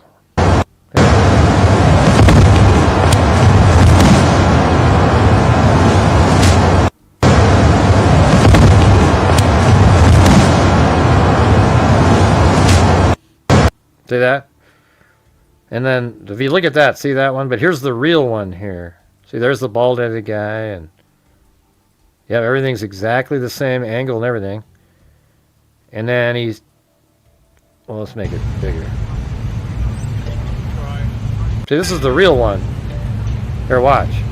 See, he walks over here, and he just gets right into the car. But it's the same exact angle and shot and everything. See, look. Nothing. And then somebody was able to take the take that and make this thing. Or whatever. I can't play that. Well, you saw the one I showed you a minute ago. I don't know where it went. Oh, there it is. This one. Isn't that great? They took the same exact shot and made that.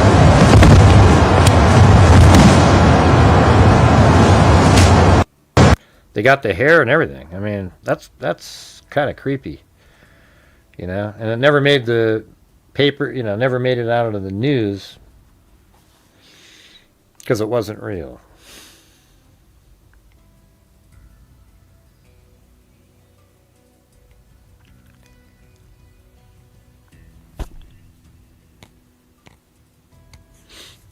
Yeah, yeah. I use AI just as a tool to help. Yeah, it's crazy. You know, helps out a lot on different elements of like you can. I don't know. It's pretty wild. ChatGPT now, you could literally just say, "Hey, make me here. Why doesn't? How about you guys all? Let's just do it right here. I'll show you how good it is."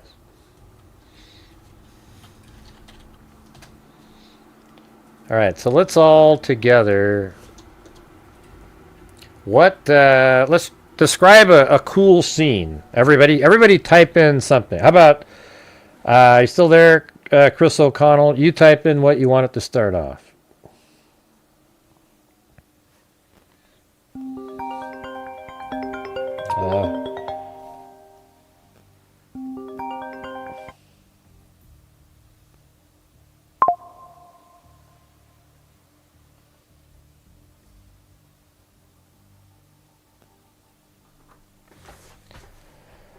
All right, go ahead. Who's typing it in? Like, let's say you want to make some image, just a beautiful scene somewhere. Somebody describe it.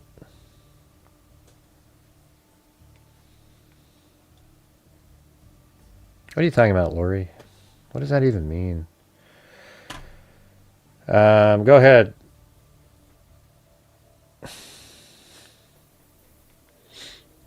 Well, if it gives us cheaper energy, that'd be great. This is just where we're going. I think what it's going to be is like this. AI is necessary to get us to a place where then it gets back down again, because it'll get us to a point where energy and computation is way more, streamlined and smaller. So it's going to expand and then go down.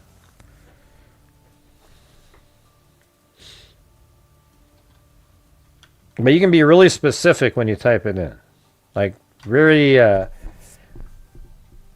okay, so we'll do that. We'll put that in there.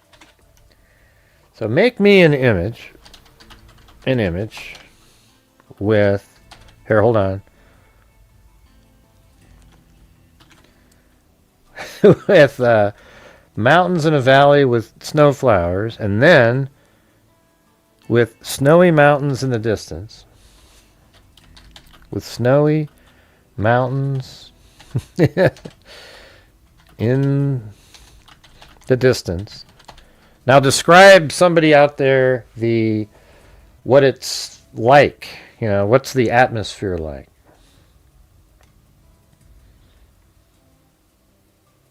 Now it can't be tropical because it's in the mountains already.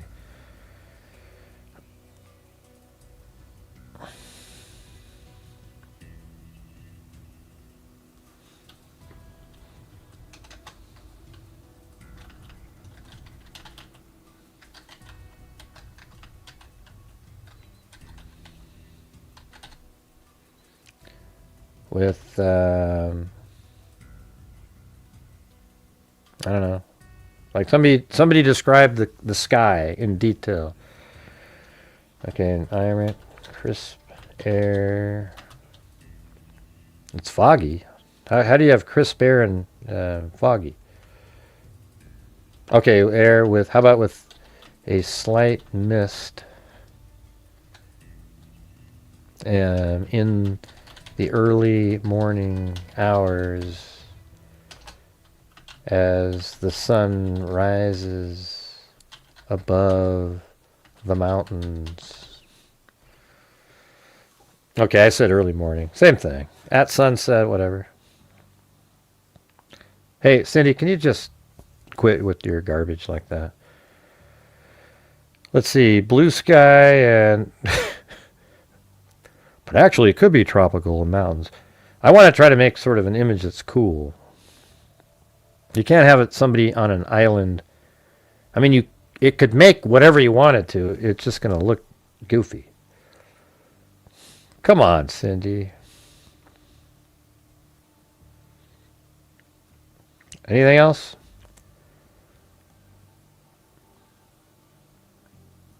How about like this? Have an old man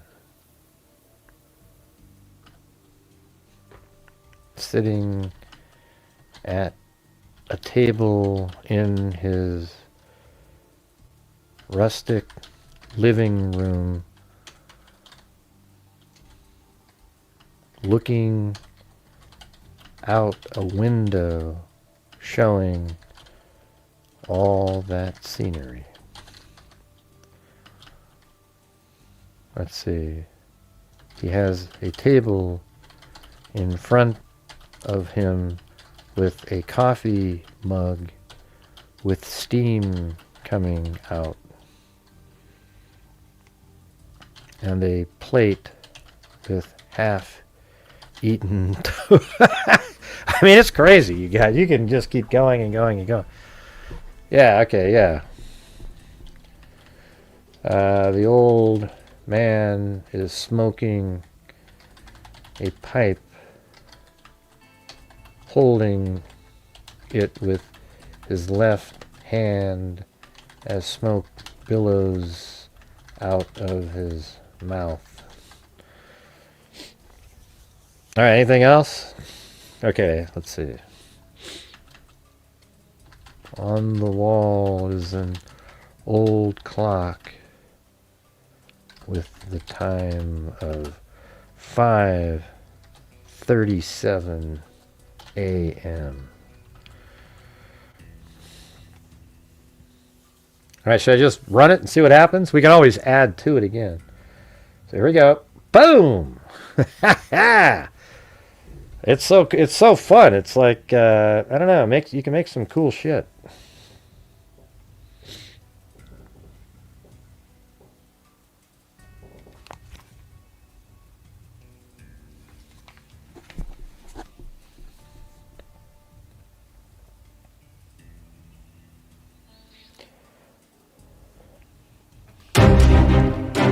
We're just waiting for the image to show up on ChatGPT.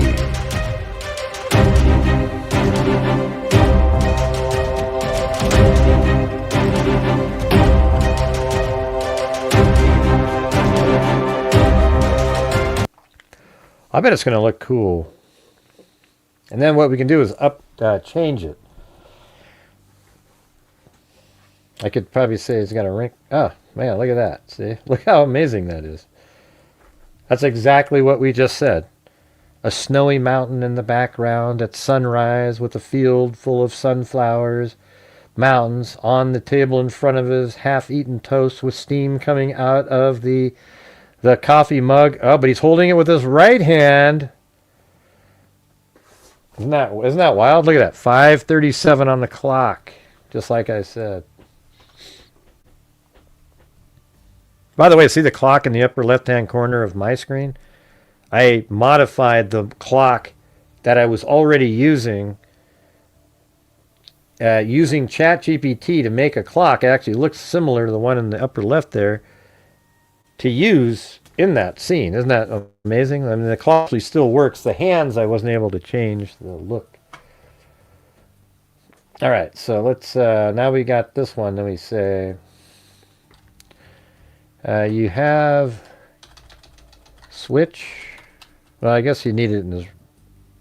Okay. Switch the pipe to his left hand, holding it up to his mouth, even if we can't see his arm. Make the room he is. Let's see. The room the man is in darker with no light hitting his face.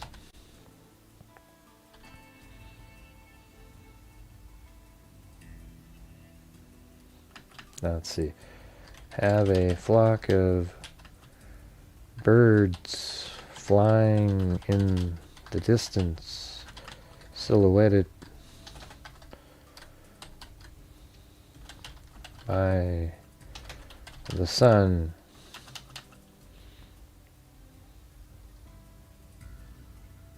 What else? All right.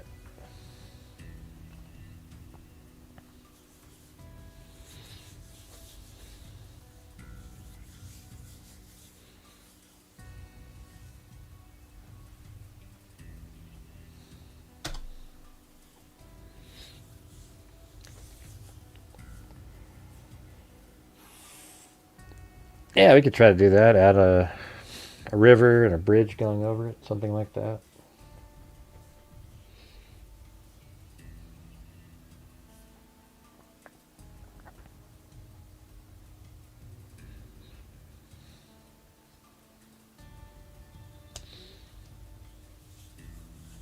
This is one of the things I pay for in here. But hey guys, how come tonight was a big struggle again to reach the goal after last night? I don't get it.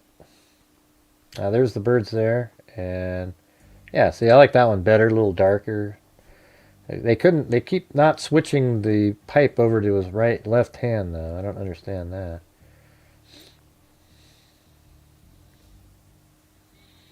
It's just it's frustrating not to be able to just reach the goal on the next day. Twice we've done that, and even not only that, it's like really difficult.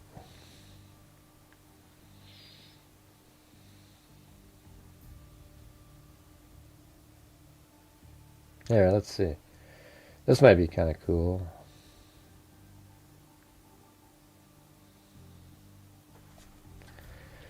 Make the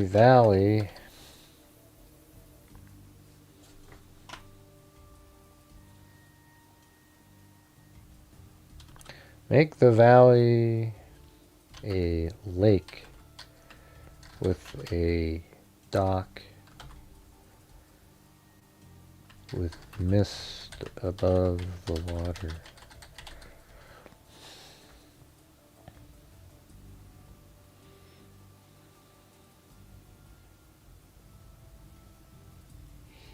Yeah, I think for the people who always keep supporting the channel, but it seems like there's so many that don't, so we need to get it back the way it used to be a couple of years ago, where it was just,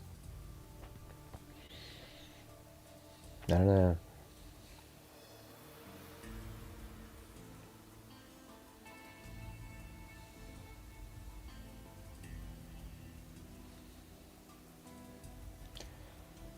I mean, we'd be at like $80 if, I don't know, man. There's like if our buddy Chris O'Connell wasn't here, we'd be at like 90. Hey, look at that. There it is. See that? Isn't that crazy how you can just quickly shift it like that?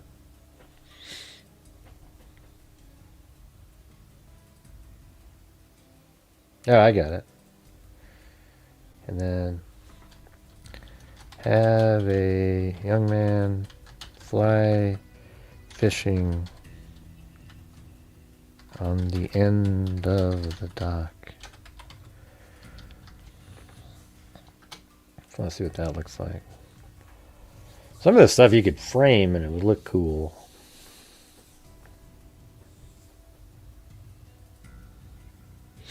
Yeah, well, it is. The trolls have got me in a position that I'm in, but I still need people that are watching to, just pretend I'm a Snickers bar or something like that, and we could make goals. But instead, it's just, it doesn't really work like that. So what happens is, unfortunately, is like when somebody does a $2 something or other, then everybody does $2 and $2, and if 10 people do $2, you're at 20, and while I appreciate the $20, it's like it's hard to make it unless every single person did that, right? But instead, that's not how it works. Everyone goes, ooh, and then that's all it ends up being.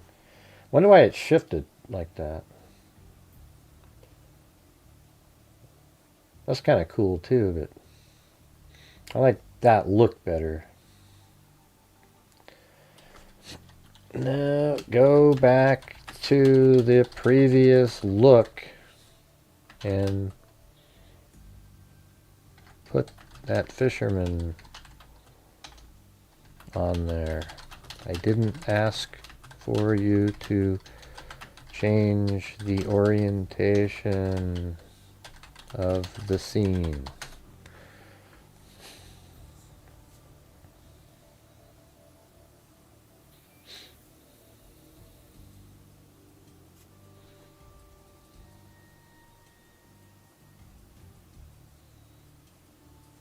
Oh wait, this is gotta go back out to there.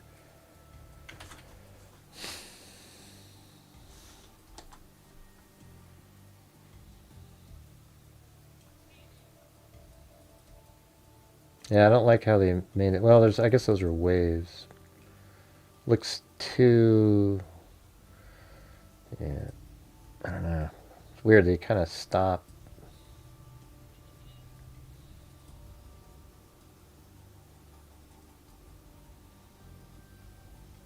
See, I like this one, but it's frozen or something right now. Okay, there we go.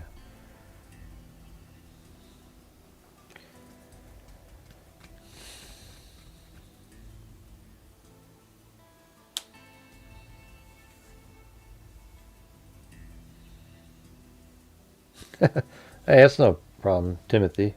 Yeah, I don't want anybody supporting if they can't. You know, if it like affects your life and you're like, oh my God. I mean, I was at 7-Eleven today and somebody bought milk and it was $9. It's like, what? Where the hell? I mean, I don't think milk's $9 a gallon now, is it? I was thinking maybe 4 or 5. It is 7-Eleven though. Yeah, no. I like that one was better. Now let's just start over again. All right, what's the next one going to be?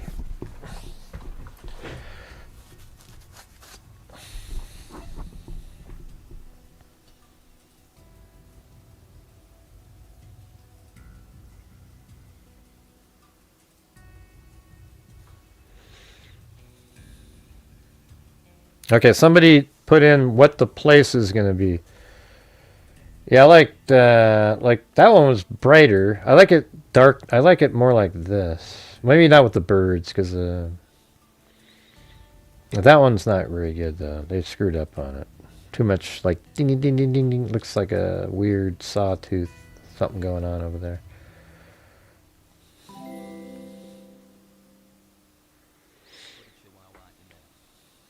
Put a chihuahua in there.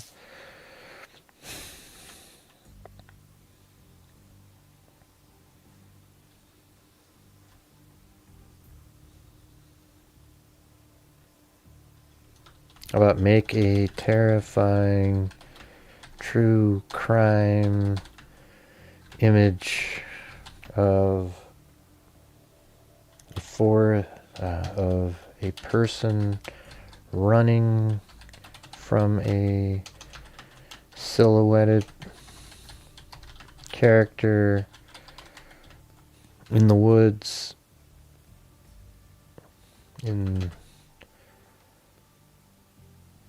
the character in the woods with sunlight, or not sunlight, with moonlight as the light source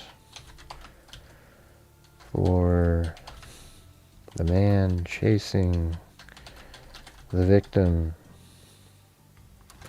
The victim is a what do you say? A female,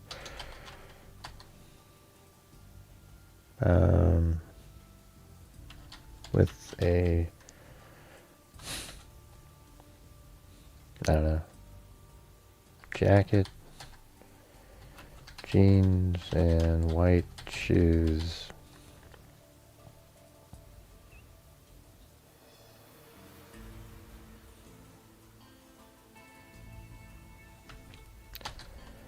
Running on a path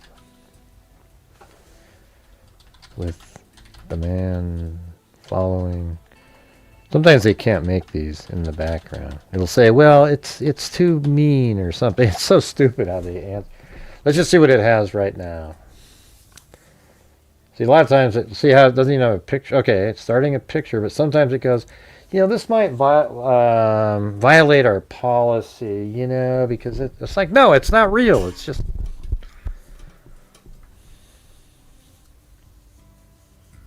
I'm not sure what you're talking about, Cindy. That's not me reading the text.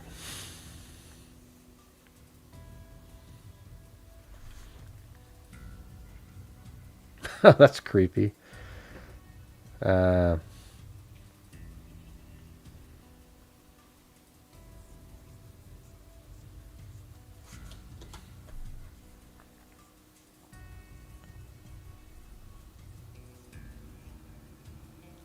don't know. This looks kind of goofy with this weird little, you know, doubling, you know, like a...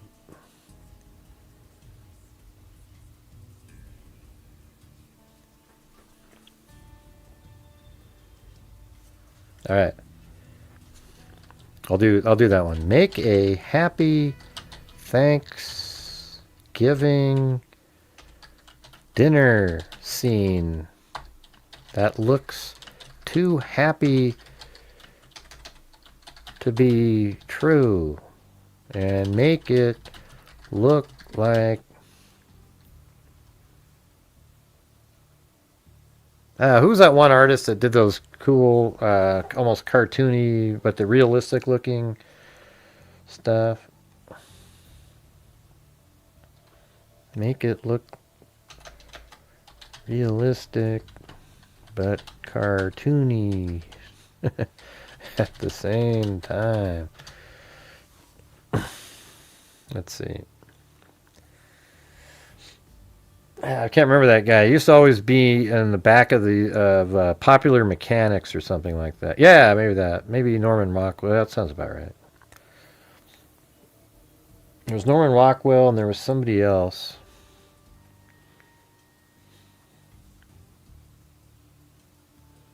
I actually wrote him one time because I thought it was so good what he did.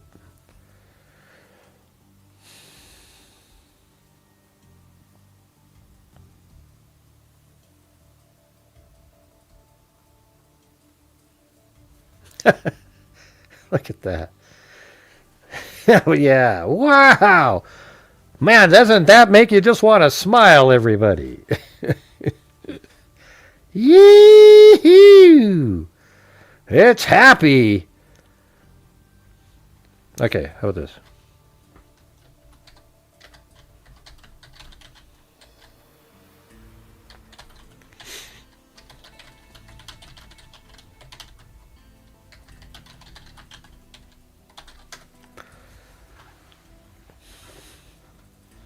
Okay, I got another one.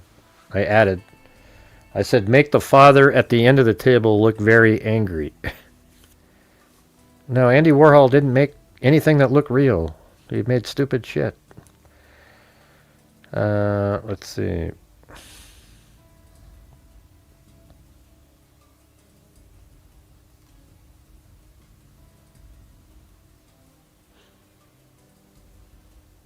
That was before politics was discussed at the table. That's right.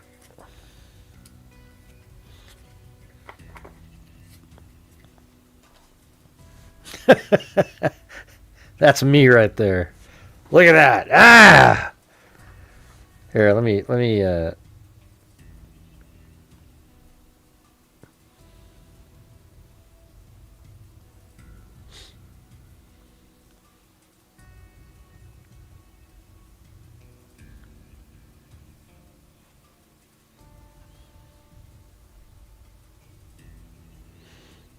dun, da, da, da. Isn't that cool? Like everything looks better on with my set though. That actually fits in somehow. Look at that guy.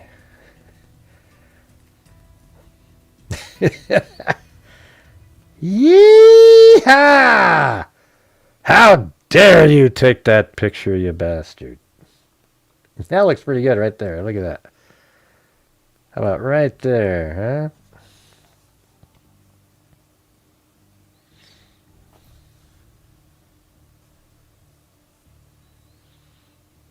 No, that one looks pretty good.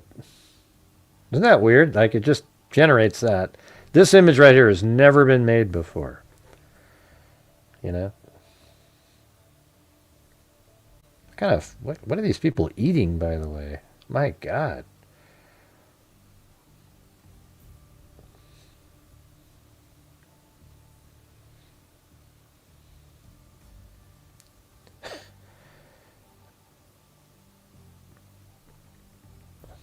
That might be pretty cool. That on a mug.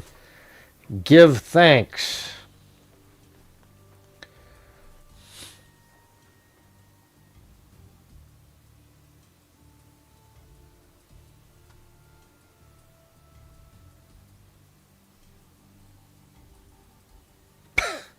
How come they all have exactly the same mouth open? You know, okay, hold on. I got it. That looks...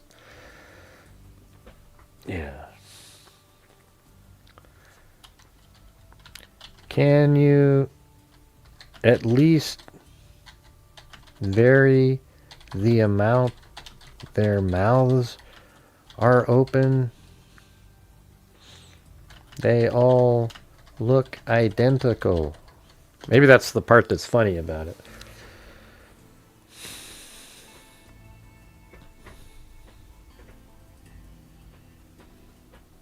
Maybe on Thanksgiving I'll put that up on the screen. Yeah.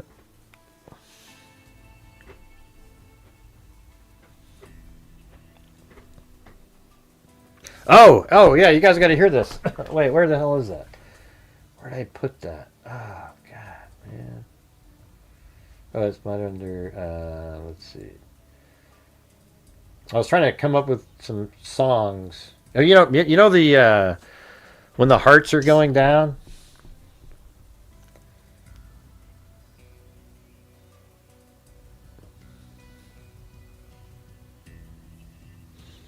You know the hearts when they. I go like this. I go ChatGPT, right? Not ChatGPT. This other AI music site. I said, hey, could you, make me a song? Okay, let's see. This is like more. Okay, so that's a little bit better, right? Everybody's mouth. That one's better. That one looked a hell of a lot more realistic right there. All right, I'm gonna save this one.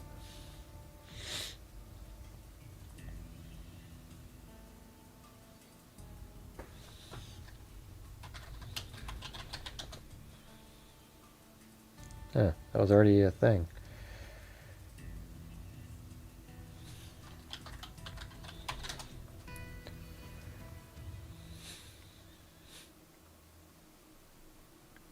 Here, I'm going to go up and get the one I liked the best was, I think, yeah, that one's probably pretty good. I can just make it darker. All right. So, oh, wait, look at that. Almost like they're alive. Look at ding, ding, hey, everybody. Hi, hi, hi, hi, hi, hi. Look at that. Ha! That's so cool. It kept it in the same spot, but you could almost animate it.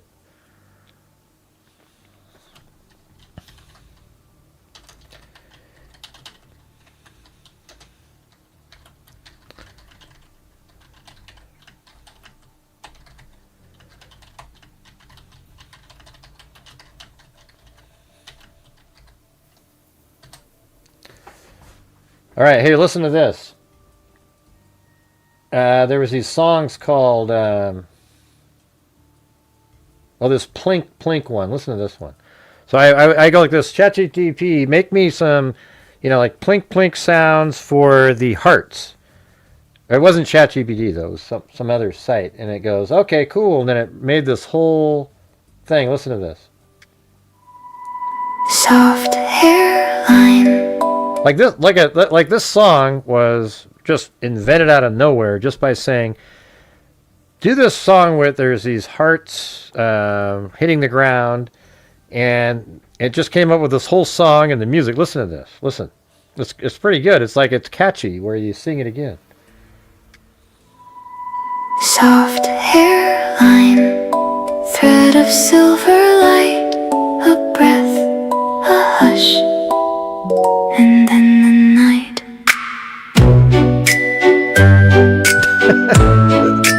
It's so crazy how it did that.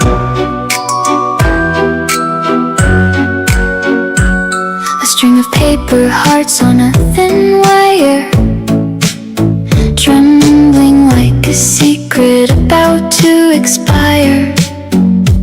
Fingers fumble, the clasp slips free. One by one they loosen, fall from me. Slow at first, like rain on glass, tiny echoes of the life we had. Clink, clink, plunk, the hearts hit the ground. So weird. Little metal bells. We didn't ask if it was your style, Lisa. Didn't you think that's crazy, though? Out of that whole thing, it just made up that whole song just out of nothing. Jesus. I always have to damper it. What's this one do here?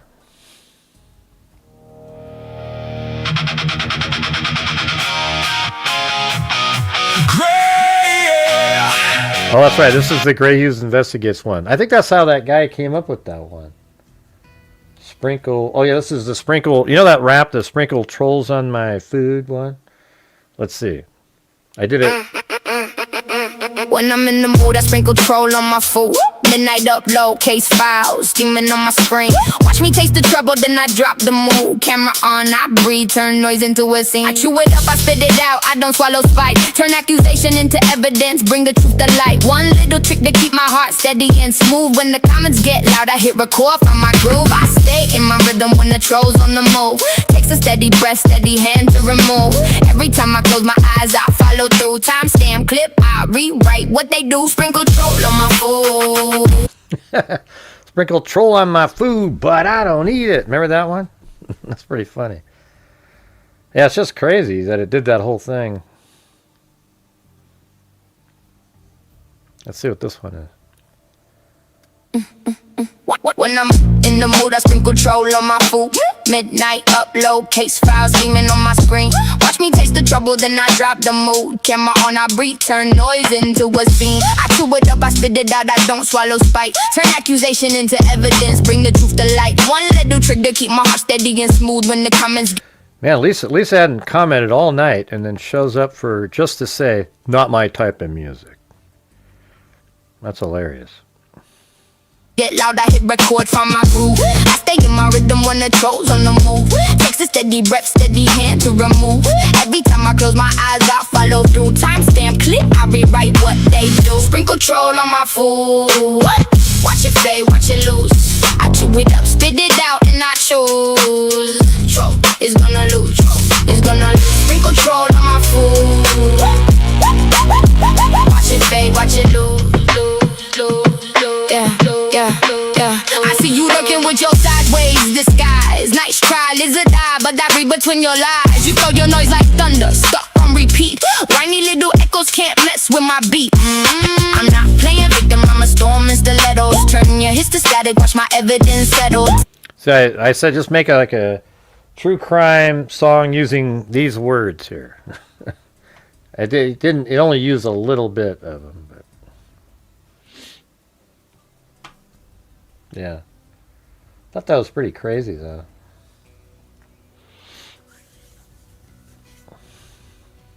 Yeah. Anyways, you guys, I'm going to get out of here. Thanks for hanging out. Another night didn't make the goal. So we have Karen. Then we've got Cheryl Bullock, Karen, Alley Kick, Wild Bill Wassman, and Chris O'Connell.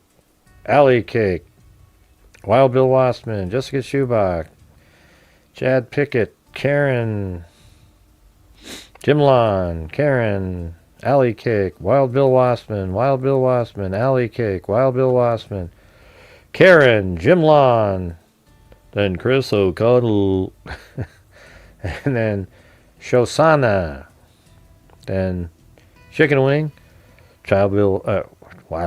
Wild Bill Wassman, and then Karen, then Jim Lon, Wild Bill Wassman, Chicken Wing, and thanks Wild Bill Wassman again. Court Verdict or something, and then Chris O'Connell, Wild Bill Wassman, and then we also had Karen with a couple PayPals. But even then, we were 100 and something short of just the normal nightly goal that we always made. So who the hell knows what's different? I thought it was a pretty good show. Anyways, hope you guys found it entertaining. You know, I still got to make my scene with the dogs in it. So I'll have one for the dogs. Have this one. This one. So this is just kind of like when the show starts, you know, or whatever. If I'm just sitting around talking, this is just for phone calls, this one. So I guess, you know, right now it could have just been on this one right here. Yeah, let me see if what happens if let me see if I can get that setting to change.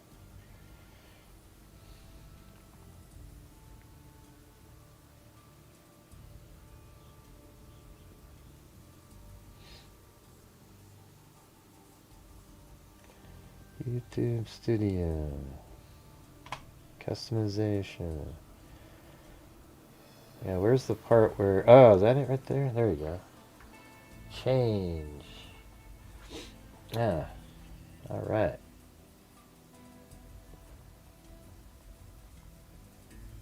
Yeah, Studio. There. Number 4.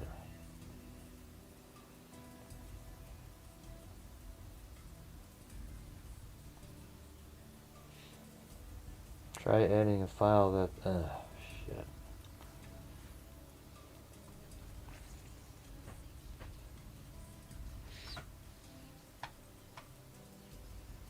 I'm trying to fix the... you know, in the lower right-hand corner, it has the old logo in there. I think I can do it.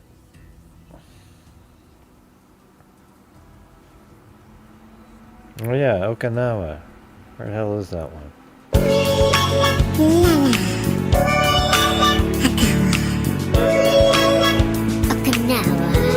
Okinawa.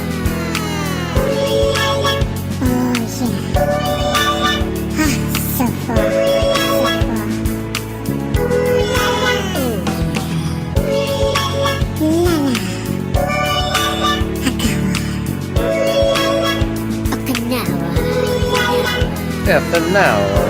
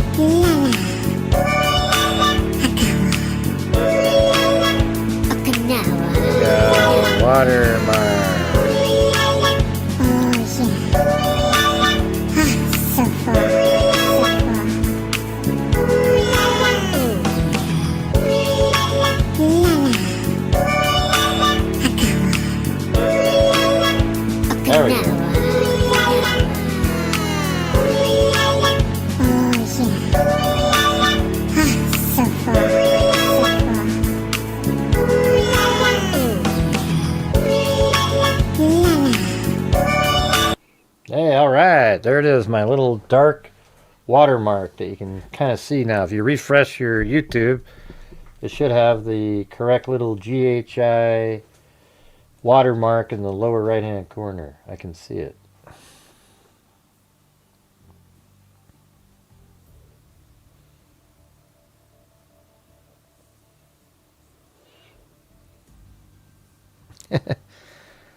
Yep. The longer you are here, I know, yeah, but it's just like sometimes I just feel like I'm spinning my wheels for hours and hours and hours. You know, it's just.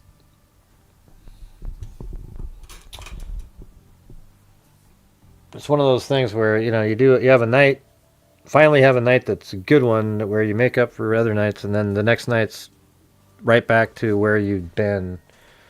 And so that makes it, so that's why the trolls are so happy. They're always like, yeah, Gray he wouldn't make his goals if it wasn't for certain people. And it's true, right? I mean, it's the reality because they made it that way. They've spent all their time trashing and so then that makes me, so what it is like a double-edged sword where I have to fight harder to try to make my goals, which then makes me look worse because I keep saying, hey, you guys, you need to get the help support the channel. And then they keep getting and convincing people who had supported my channel to not support the channel. And then it just makes it really hard. Well, geez, thanks again there, Chris O'Connell. But see, that is a truth that Timothy Cecil said in there. And I wish... So it's sort of a thing where it's hard to get out of because it doesn't matter who it is. If somebody comes over here and shows extra support for the channel, they make it their mission to get them to quit doing it because they don't like me as a person, you know, and I don't like people who don't like me. Okay, that's just the way it is. I guess Trump would say the same thing. You know, who gives a shit?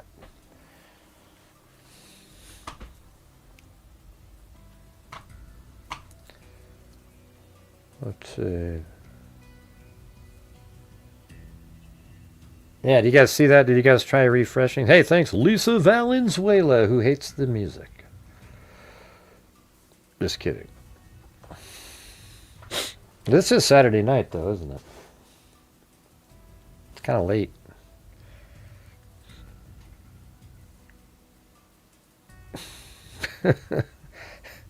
I know. The thing is, that's what people don't like is that I actually say what I'm thinking and feeling, you know. People just hate it. And it's like, why? Well, I mean, am I supposed to just pretend that, you know, I mean, I cover cases, and if I'm not getting support on those nights, I'm just sort of like, what am I supposed to be doing here? You know, you spend hours, like the other night, I spent like 7 hours trying to get that show together, and it was just so, like 3 nights ago. It's just really disheartening. So what do you do, you know? What do? You just do it?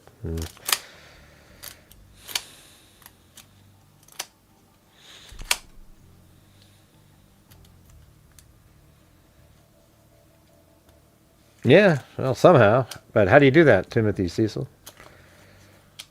You know, because here's the thing.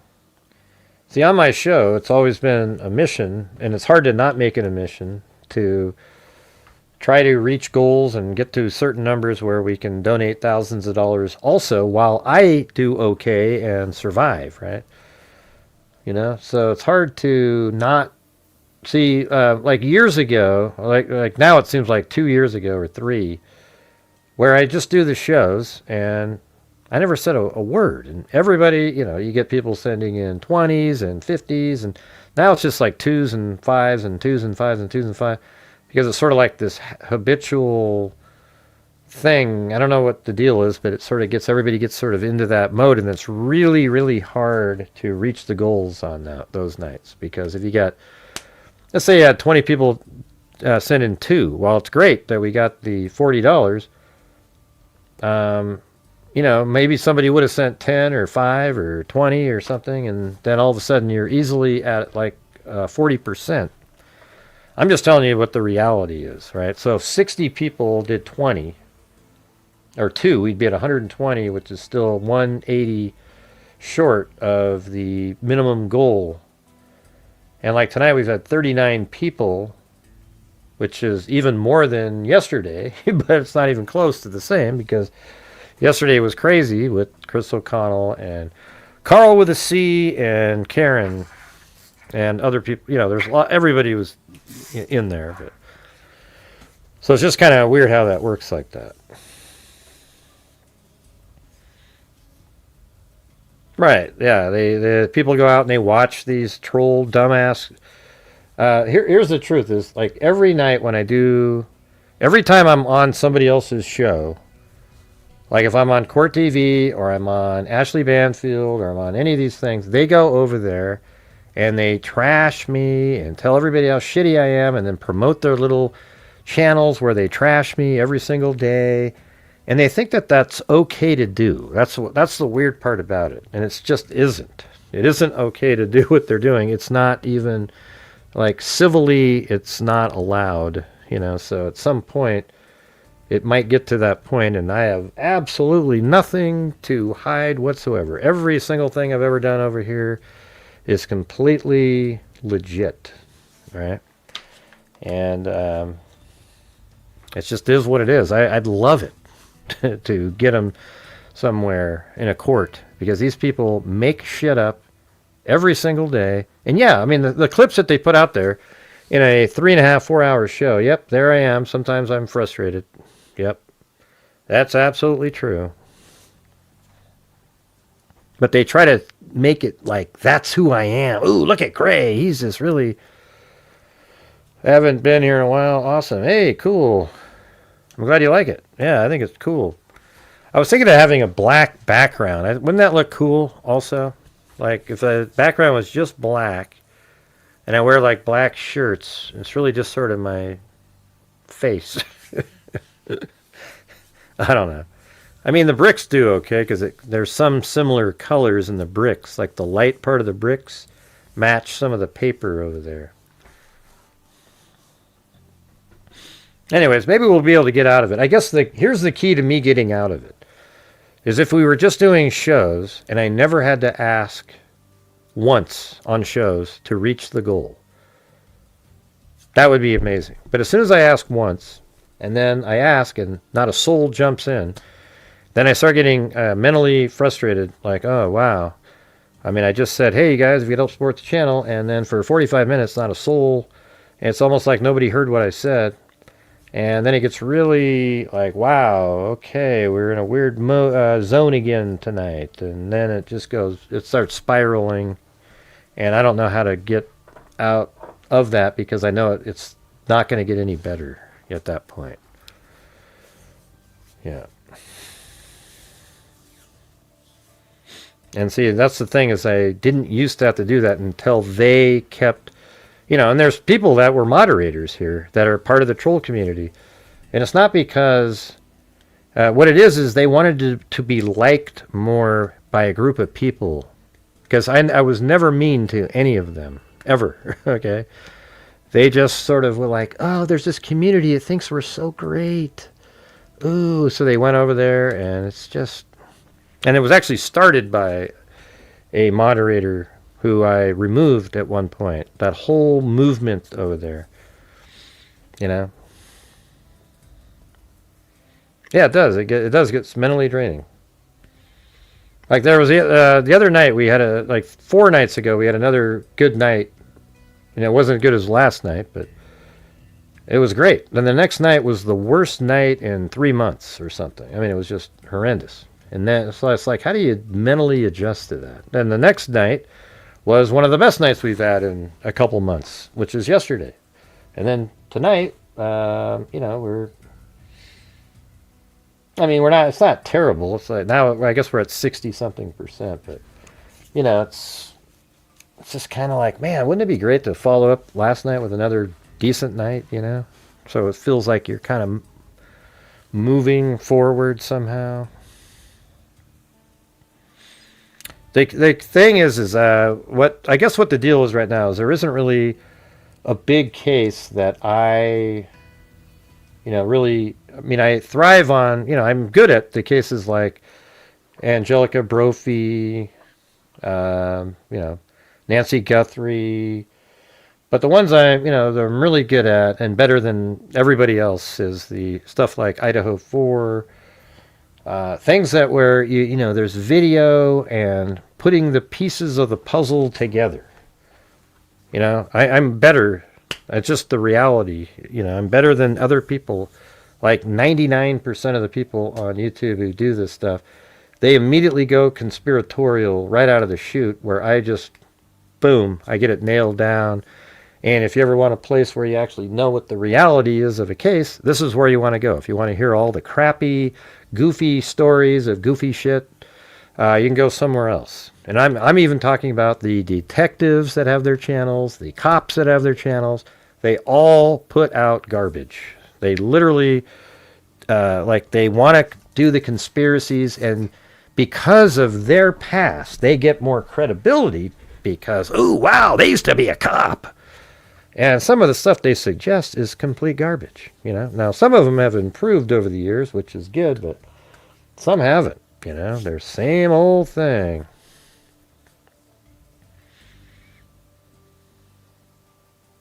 Yeah. Yep. But you also want to hear all the other ones, opinions too. Shadow aspect. That's where the problem is. You actually, there's people out there that think it's like, hey, let's. I really want to hear all perspectives on this. Let's hear Candace Owens. What do you want to hear Candace Owens for? Candace Owens is an embarrassment to mankind, just like Baron Coleman, just like like in other cases. There's tons and tons of YouTubers that can't think their way out of a shoebox, but everybody goes and watches them, and they don't have anything profound or interesting whatsoever in their opinions of anything. I mean, it's just, have you ever just listened to them? Like when you watch my show, you're like, oh shit, man, this all makes sense. And then you hear somebody else and it's like, what are you talking about? See, because when we say stuff over here, we back it up with factual information that's out there and what makes sense based on that.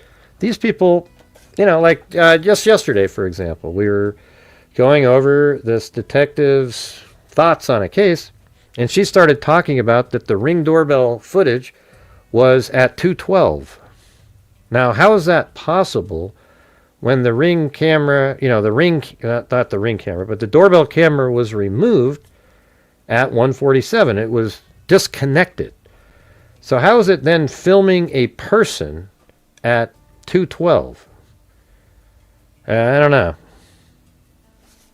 It's just, the reality is I guess it's technically possible that the camera that they took off the door, they set up next to a car, and then it filmed them again. Yeah, it's crazy. Yeah, but almost a ton of them are. But I mean, I don't have any. People just want to watch and listen to whatever they want to listen to. I'm just telling you, if you want to get somewhere where you're in a place of rational theorizing and facts, this is where you want to be. I mean, we put the pieces of the puzzles together, the little, the factual elements that are out there, and if a fact changes, and they can, because sometimes people put out something as a fact, and then that fact changes, then you have to shift and then go with that, and you keep moving forward. You don't go, well, I got to keep going because I had a theory based on their old facts, so I'm going to keep going with that one. Oh, look they changed it. It's a conspiracy now. Because I got to keep talking about what I said it was. So now I'm going to say that's a conspiracy because they changed it. And now my story doesn't work with the change. So for me to keep talking about what I was talking about, I'm going to have to say that it was a conspiracy. Yeah.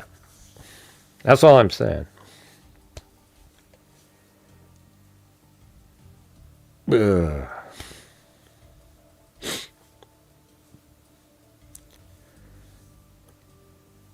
Yeah, that Kylie Rodney drove into the water. Yeah, that was one of the good ones. I mean, it sucked what happened. I mean, that was one of the cases that I shined in.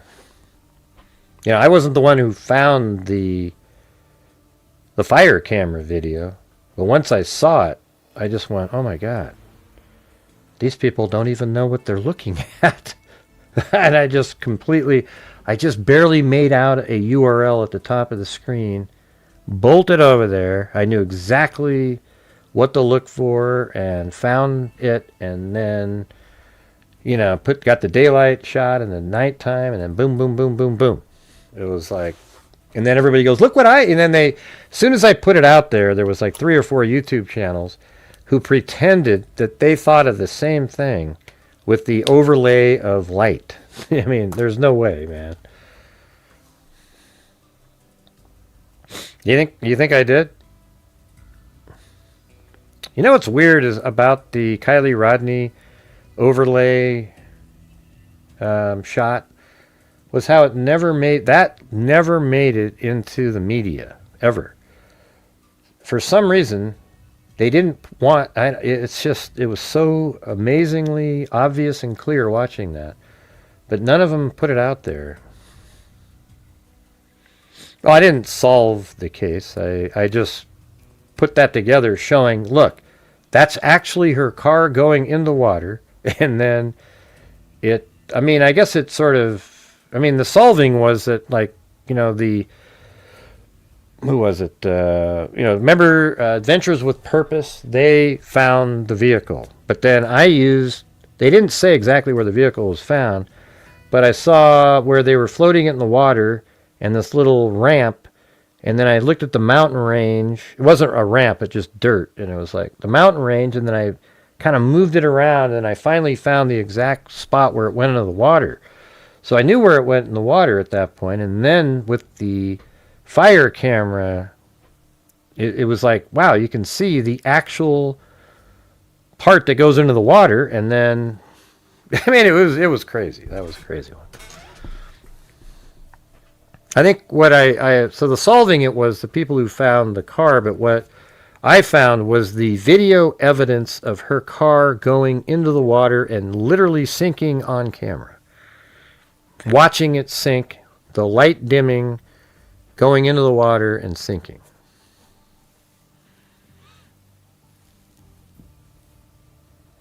Oh, yeah. Maybe that did do that. Yeah. Well, there's always a case that somebody finds a channel, Lisa. So why does it matter that it was Koberger? Yeah, thank God you found this channel during Koberger, I would say. Imagine if you were still watching The Clown.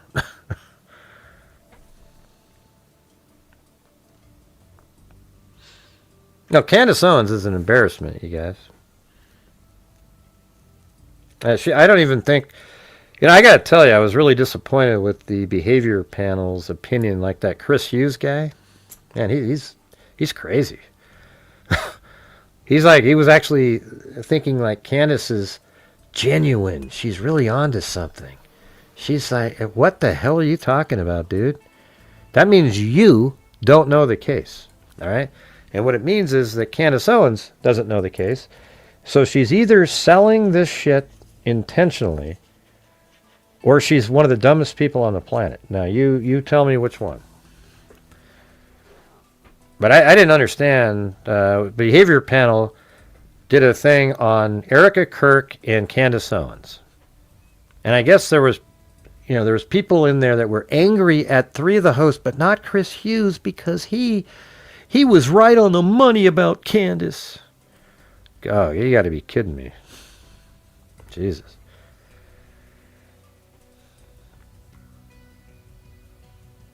Well, thanks, Dean. Appreciate it for saying that.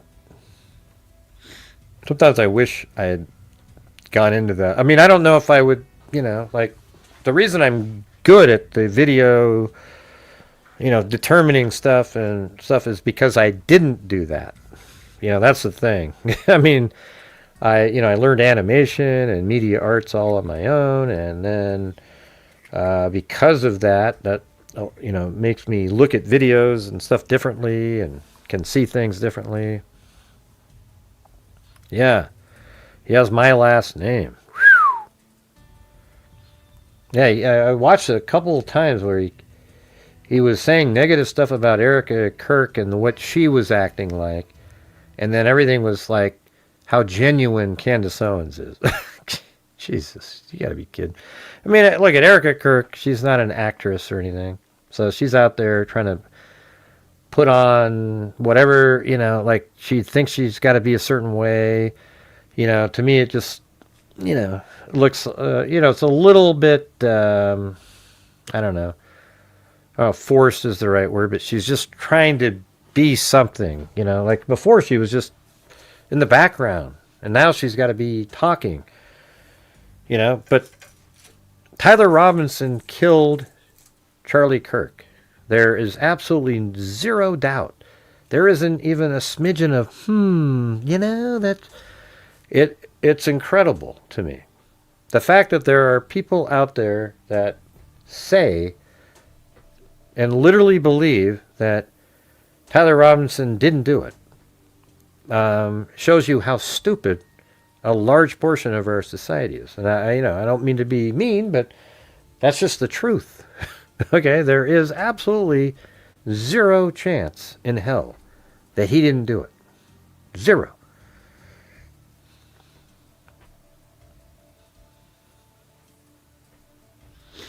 All right, but anyways, it's getting kind of late, you guys. I'm sure it's 2 a.m. somewhere over there.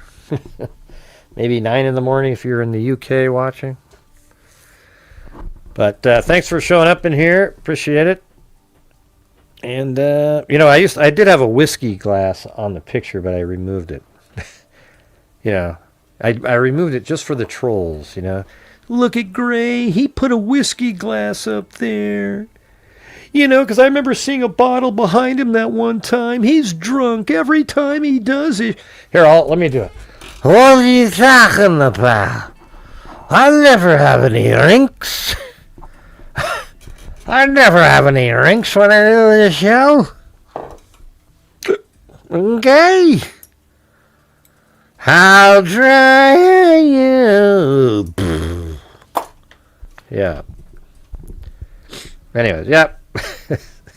See you later. Hey, thanks again there, Chris O'Connell.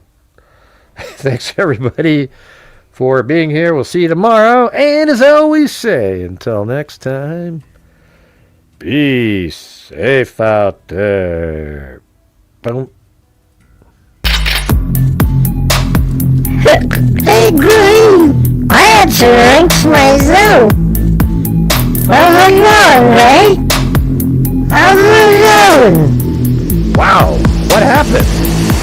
I had some drinks. What's a rink?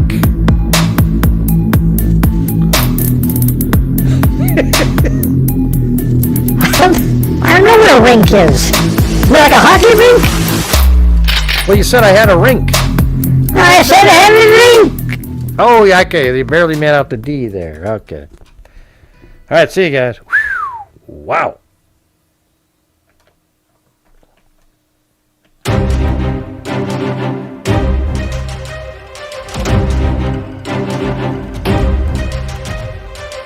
Thank you for watching Gray Hughes Investigates on YouTube, where we use logic, reason, and common sense to help figure out true crime cases.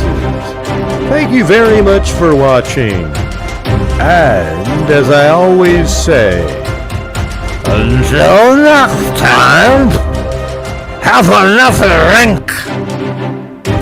It's until next time, be safe out there. Oh, that's right. Be safe out there.